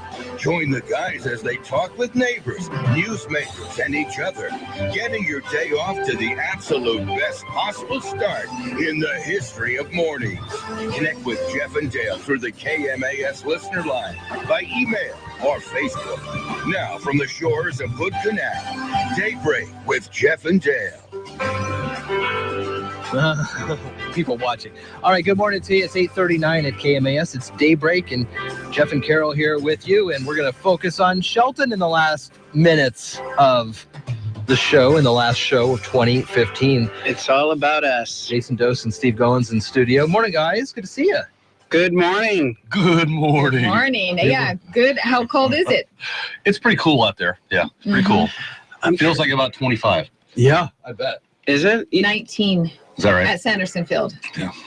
Wow. Yeah, it was a cold walk this morning. I was wishing I wore a thicker jacket. I won't lie. We just had ousted Commissioner Olson on for his exit interview. That's what I was talking about. Oh, right on. How did that go? It was good. It was cold for him walking down here, too. Yeah. We didn't even see him leaving. How long ago did he leave? Not that long ago. Wow. Pretty interesting. All right. Steve's got a new haircut for the new year, looks like, as well. I do. Looking sharp, my man. I do what I can. What are we I don't have much to work with here. What are we talking about today? What are we talking about today? You want to tell us what happened in 2015 and what's going to happen in 2016? You want to make predictions? We can do the Karnak predictions. I was just going to say, I need the envelope. Yes. Now, we've been kind of looking back over the year with some of the news notes that we posted on KMAS.com, some of the early first quarter stories. We're talking about the fact that the pool was still up in the air. Right. The school superintendent deal was all up in the air. This is all in the last year. Mm-hmm. The first pot shop opened just up the hill, TJ's in May on Cinco de Mayo. Right. So we're just kind of looking back over the year that was, some of the bigger news stories. Is there any ones that you guys, I mean, being city employees, you're kind of in it when these news stories hits. They're often about not necessarily you guys personally, but departments you're in or departments you work closely with. Do you have any ones that have kind of helped shape how we got to where we are right now? I'll go before Jason jumps in here. He looks lost. He has a different perspective than me on some of these things too. The big news for me was Simpson deciding to sell the mill. That was probably the biggest hit. I didn't see that coming really, although they'd been talking a while about, moving assets around. So that was a big impact to the community and to the city. along with the plywood plant selling, and they haven't closed yet, but plans to close, and so those were big. Plywood plant we knew about a little while ago. The Simpson one, that caught me by surprise as well. Was that a shocker to everybody? When we came in, it was pretty... but at least they had a buyer in the wings. The community I worked for in Northern California come in here, they literally, their exit, it was a Georgia Pacific mill in that community, their exit included employees showing up for their shift and guards at the gate saying, sorry folks, it's like vacation, park's closed, and that was it. It's done. They're over, and they never open their doors again. Wow. That would just devastate. Yeah, that was rough. That was an interesting hit to that community. So at least we have a buyer in the wings, and we're working with them on the permit process. So that's a positive, to put a positive spin on it. And at the end of the day, it's going to be a more efficient mill from an environmental standpoint. I think it's going to be far superior than to what was out there on most counts, if not all. So, well, anything when you can bring it in to the new century, all the new technologies. I'm sure there was a lot of old technology being used in the old mill. Right. More than certain. We were talking to the port guys last week, Port of Call, and we were kind of looking at their vision for the area, kind of a walking from the marina down around the water back into the city eventually. Some of those plans look pretty spectacular eventually when those kind of come to fruition. Yeah. We're still waiting to see the specific land use proposal from Sierra Pacific. We know everything to a degree, but some of the things I'm going to be focusing in on are just that, the buffering and the opportunities, the water interface opportunities that they'll leave for the future. That's still a little bit fuzzy in my opinion. So are they due to open in 2016 or was it 2017? They're falling behind their schedule. I mean, we're just kind of waiting right now for the land use permits to come in, land use applications. So we've gotten through the SEPA processes, but they haven't submitted yet. And I don't know if Steve's heard anything recently from them. No, it's been pretty quiet, but they're doing work. We hear from their consultants and others about questions they have, and I don't believe they'll be open in 2016, but I think they're going to take a run at it. They have a lot of work to do. Sure. So, we're just trying to get them to the point where they can get some buildings going and get some jobs back here. That type of use there at that site is going to have that happen more quickly than some reuse idea, which I think was out there in the community as well. Why don't we have a Marriott open up here and build a bunch of condos? And that would be a 20-year effort. At least. Really? To clean up? To clean, to fix the area? Yeah, it's the community I was referencing, to put it in perspective, very similar situations, like-sized towns, both resource-based. The difference is when the Georgia Pacific mill down there shut down, there was no buyer in the wings. It just, boom, closed the doors, over. Here we had a buyer in the wings, so it's going to go from a mill to a mill. Down there, the community had to figure out, what are we going to use this property for? And they were working with the property owner. One of the things they decided on was having a coastal trail along this 2-mile oceanfront bluff. We started that process when I was working there in the early 2000s. Quite literally, they just opened up one portion of the trail this year. Wow. So, I mean, that's only for a trail. That's not even a comprehensive reuse. The rest of the property, over 400 acres, is still dormant. Nothing going on. So, I mean, it's a very long process to convert from an industrial use to any type of, realistic, human interface outside of industrial, because, there just weren't some of the environmental controls historically. And you have the environmental issues, which are pretty significant in Oakland Bay, a lot of history there. But you also have the realities of economics, that whatever you're bringing in there has to have a significant amount of revenue to pay for all this stuff. What is that? Yeah. A hotel, maybe a few people coming to visit in the middle of summer, that's not going to do it. No. Yeah. So that's not going to pay the bill. Wow. So, what do you do? Yeah. Never even thought about that, is how long it takes to get these kind of things in there. Yeah. I just had a question pop into my head a lot about the efficiency of the city. And I'm just not to put you on the spot. I heard crickets. I saw some. You look like deer. That's a very open-ended. That's not even a question. Let's flush this out a little bit, and maybe you can help me. For people that don't interact with city business every day, they always talk about all this kind of. I hate the phrase waste, fraud, and abuse, but I'll use it here because it works.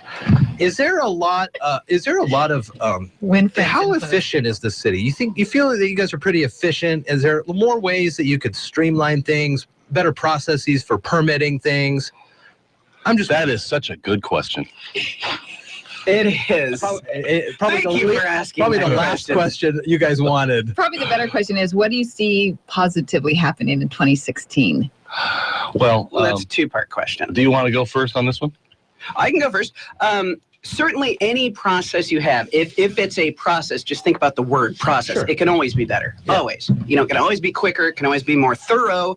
I mean, when you're reviewing anything other than very simple permits, there's more than just, the planning concern. I mean, you have fire, you have building, you have public works, the utilities, the roads, air quality, you name it. So it's hard to have a single person that can make an entire call on a permit. So you have to have a process. Mm-hmm. And we try to figure out better ways to funnel projects through that process. Now, what I will say, this is my perspective after having worked here for 10 years. We tend to get more of a bad rap from local builders. And I think the reason is historically the city didn't really have a process, just kind of came in, people said, all right, yeah, sure, do that. There you go. And there wasn't a lot of thought given to, infrastructure. There wasn't a lot of thought given to storm drainage or, or fire and building codes in some cases, unfortunately. And I'm talking way back. We're talking, 80s, 70s, 80s. And now, there's a lot more lawsuits flying. I mean, you have to do your job. You have to. It's not an option. Mm-hmm. You can't, just because I know you, I still have to apply the code. I have to. Fire department has to. So where am I going with this? I don't even know. I kind of lost my thought. It's when we have people come from out of the area, here's where I was going with it. They're used to dealing with much larger jurisdictions where, like, just for the planning concern, they might have to deal with 4, 5, 6 people just to do, just to deal with what I do or Steve does or Eric does. Because we handle the permits pretty much on our own from the land use perspective. Fire department, same thing. You're dealing with one person. Public works, you might be dealing with 1 or 2. So they like the fact they can just call me up. Hey, Jason, where are we at with this? You try to call somebody up directly in a larger jurisdiction, they have to ask 8 people where we're at before they can tell you. Or does that make sense? Yeah, no, I got it. We try to do it so that with a land use application, the community development department is kind of the dissemination point for information. So project managers know they can just call me. Hey, Jason, where's this at? And I typically will be able to tell them right up front, well, what do I need to provide to get that moving? And typically I can tell them what they need to provide to get that moving. So they like the fact the process seems to go a lot quicker than in other jurisdictions, and they can get information faster. So it's perspective, I guess. And the people around here have been used to kind of a wink, wink, nudge, nudge, here's your thing. I wouldn't go that far, but I think recently with some of the upped ante at the state level, like for instance, one of the first things I was required to do, or asked to do rather, when I started working here was update our critical areas ordinance, which frankly that was kind of, in my opinion, a wink that it even was a critical areas ordinance. It really had no safeguards for any type of critical areas, streams, shorelines, wetlands. So that was a tough pill to swallow for a lot of people. I hear this new guy comes in and, we were required to do this. I mean, don't get me wrong. The state has something called best available science. And this is just one example. So we had to go from literally having a 25-foot setback, not a buffer. It was literally a setback. I couldn't even require any native vegetation really be planted, which if you read the state WACs, that's required. The state values its natural resources. We're a water state. You need to protect the water. You need to protect the habitat values. Our ordinances weren't doing that. So all of a sudden, these new people come in, because Steve and I kind of came in at the same time, and everything gets more comprehensive. It's actually complying with state law. And so I think that's part of the perception too. It's like, well, God, everything was easy till you came along. Well, I think to add to that, I think a lot of what government does is try to improve people's quality of life in different ways. And one of the biggest ways we do that is to make things safe. Yeah. You go to a restaurant, you want some assurance that they're not cutting too many corners in the process of giving you that food, right? Exactly. And an example of how this applies in our world, an unfortunate one, was here just a few weeks ago, there was a house fire here in town. A casualty resulted. You could directly attribute that to a vent for the hood on the kitchen not being vented outside. It was vented basically just up the wall and was an open pipe. The fire that caught on the stove went up the pipe and started the second story right now because there was the system wasn't installed properly.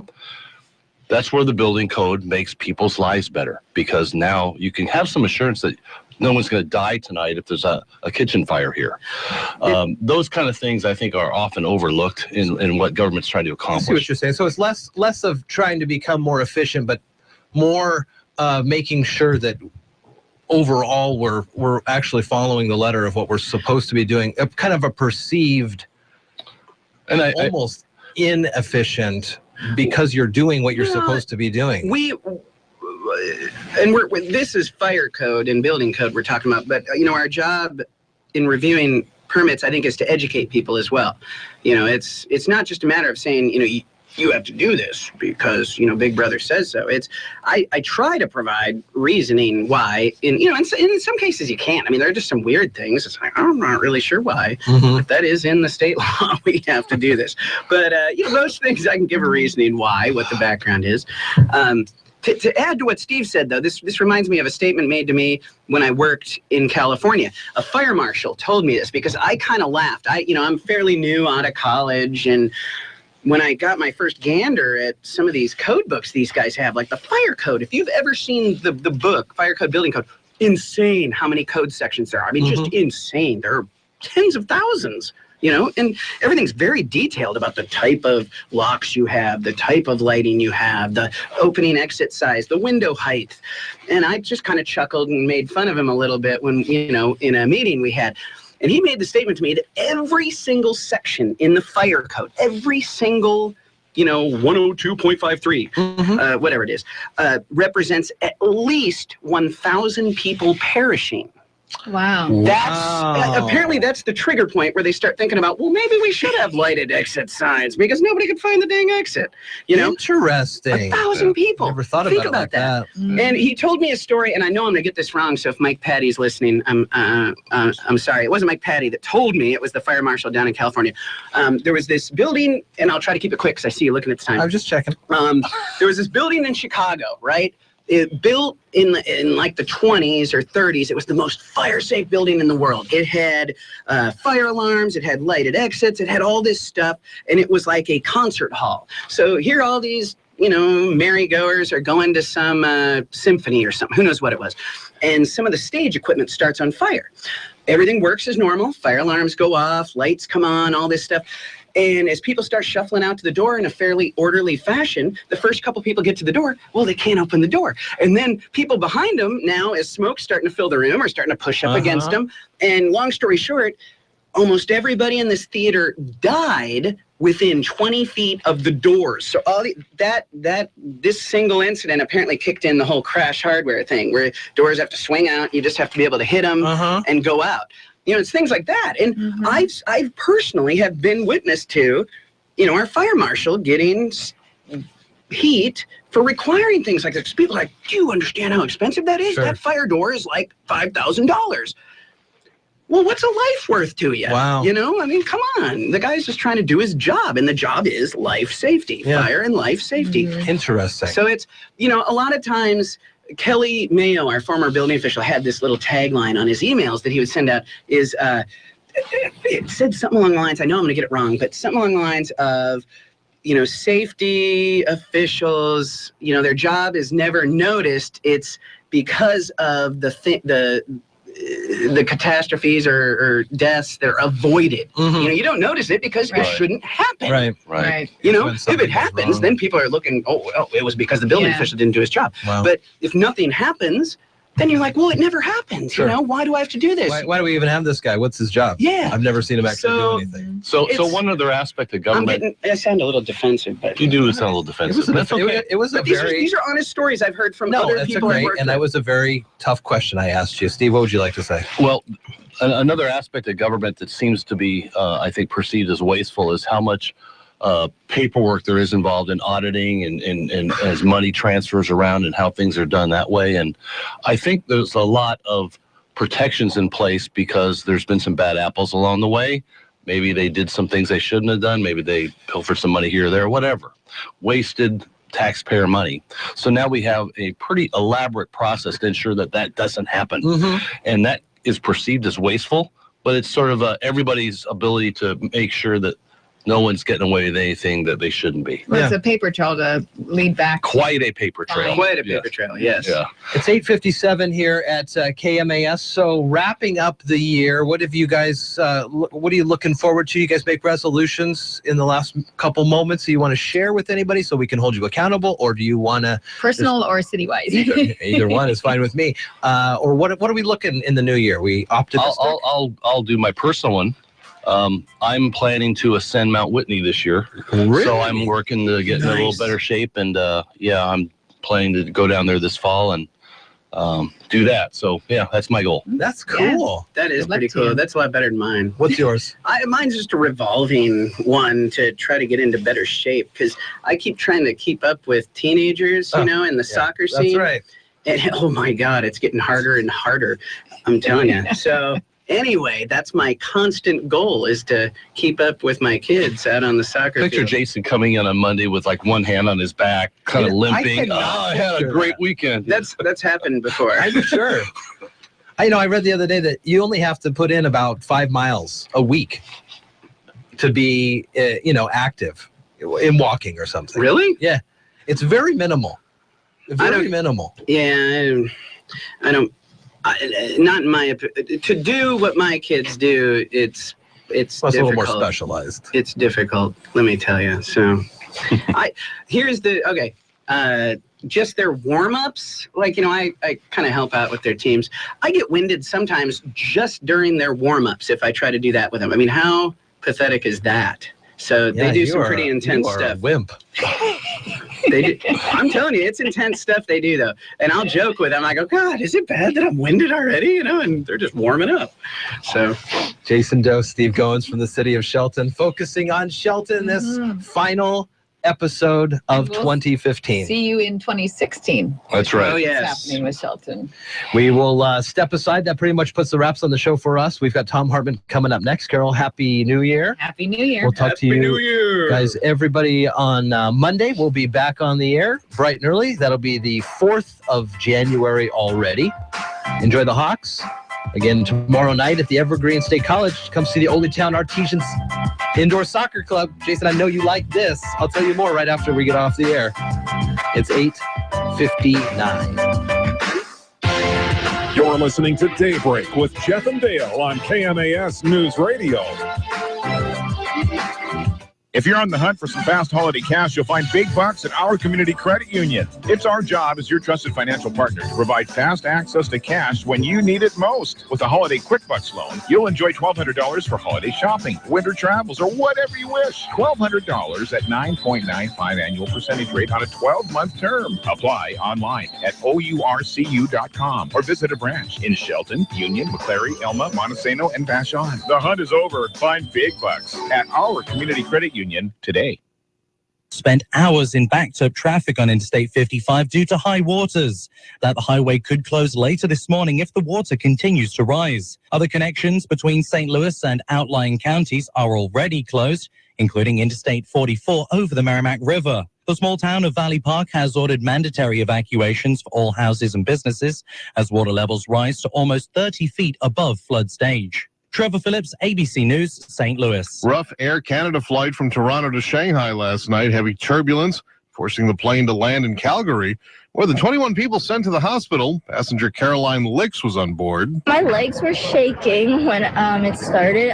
I was like, I don't know, sort of felt like flying, like you were like in midair and then you just fell back down. Most passengers on the flight just bumped and bruised.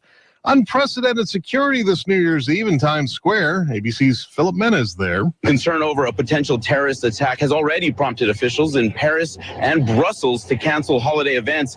But here in Times Square, the show will go on, and we are expecting 1 million people down here to celebrate. And authorities believe that these extra precautions will help keep everyone here safe. The so-called affluenza teenager, Ethan Couch, is still in Mexico. He's fighting Texas officials.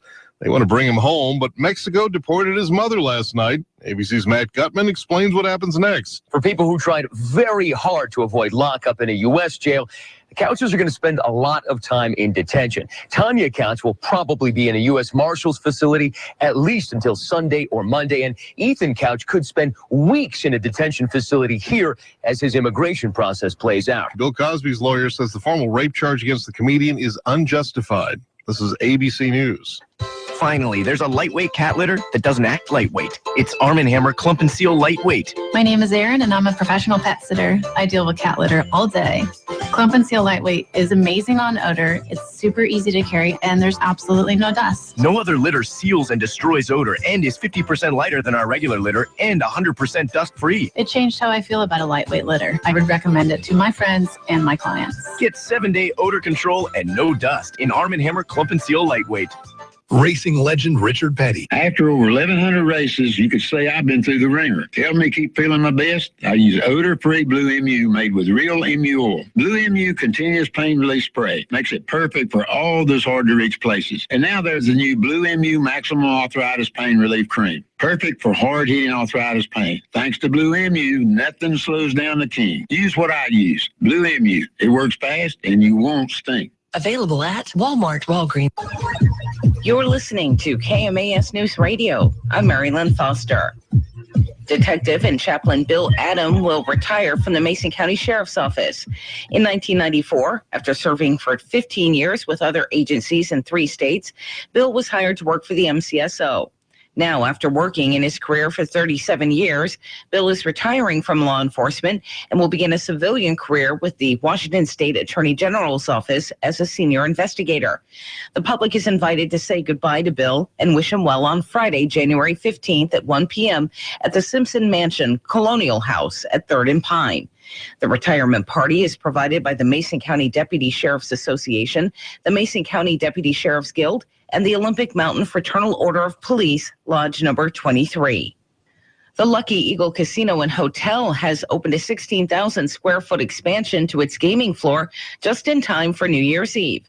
Casino visitors will be greeted by hundreds of slot machines in the new gaming area, part of a major expansion project that began in February 2015 and is being rolled out in phases.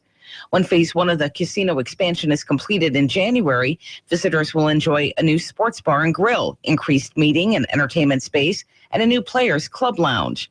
All phases of the expansion should be completed by June.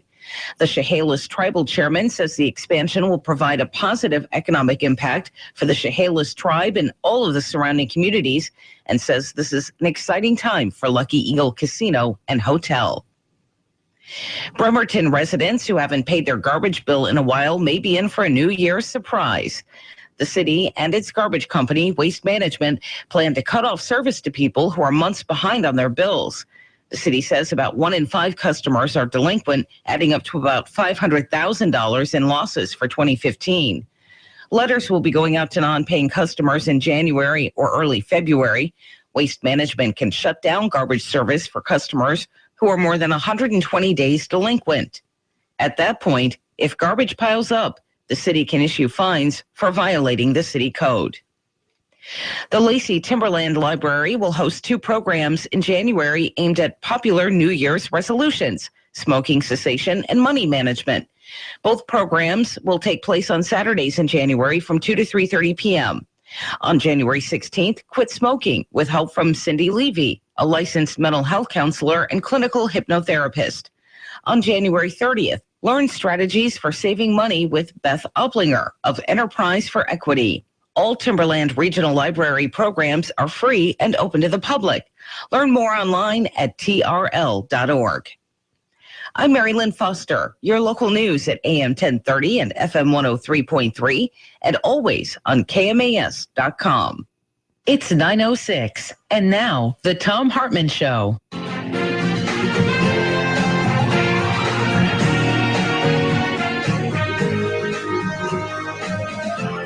This is the best of the Thom Hartmann program. And greetings, my friends, patriots, lovers of democracy, truth, and justice, believers in peace, freedom, and the American way. Thom Hartmann here with you.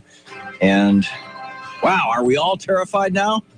Are we sufficiently afraid? I mean, those evil, godless Muslim, communist, monster, bigger than life, Superman, kryptonite, Barry. It's incredible.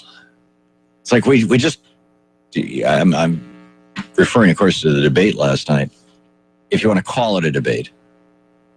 I thought one of the weirdest things of the debate, and I've got some clips to play for you, and Shane and Danielle pulled together some great stuff, and I had some thoughts, and we're going to get to that and get to your thoughts on it too. Feel free to call in what you thought were the highlights or lowlights.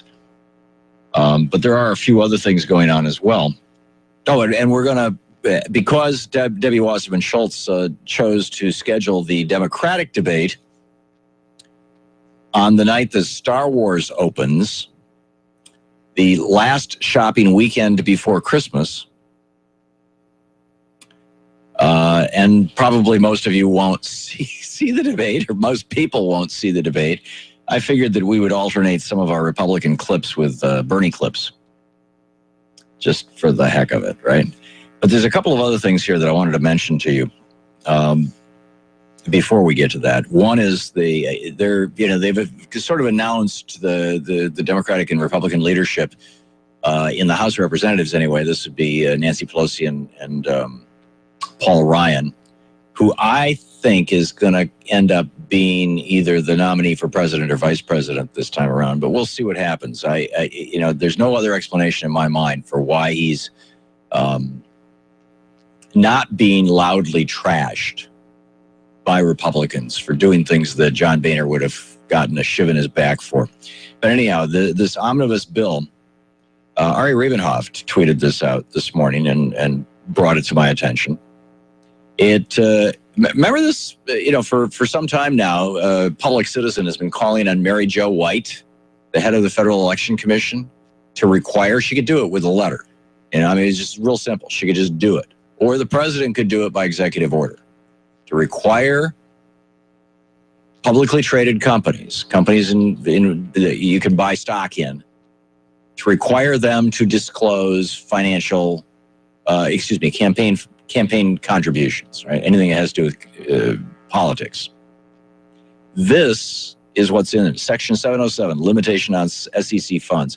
None of the funds made available by any division of this act shall be used by the Securities and Exchange Commission to finalize, issue, or implement any rule, regulation, or order regarding the disclosure of political contributions to tax-exempt organizations, or dues paid to trade associations. In other words, the FEC may not require companies to disclose the money that they're giving to politicians. This is so bizarre. In the Citizens United decision, the rationale that Kennedy put in there for why they were just kicking the doors wide open to campaign, to, buy yourself a politician, was that there would be transparency. Of course, Congress is going to pass transparency and everybody will know. And a company would be, embarrassed to do if it was discovered that Whirlpool was supporting David Duke or something, crazy like that.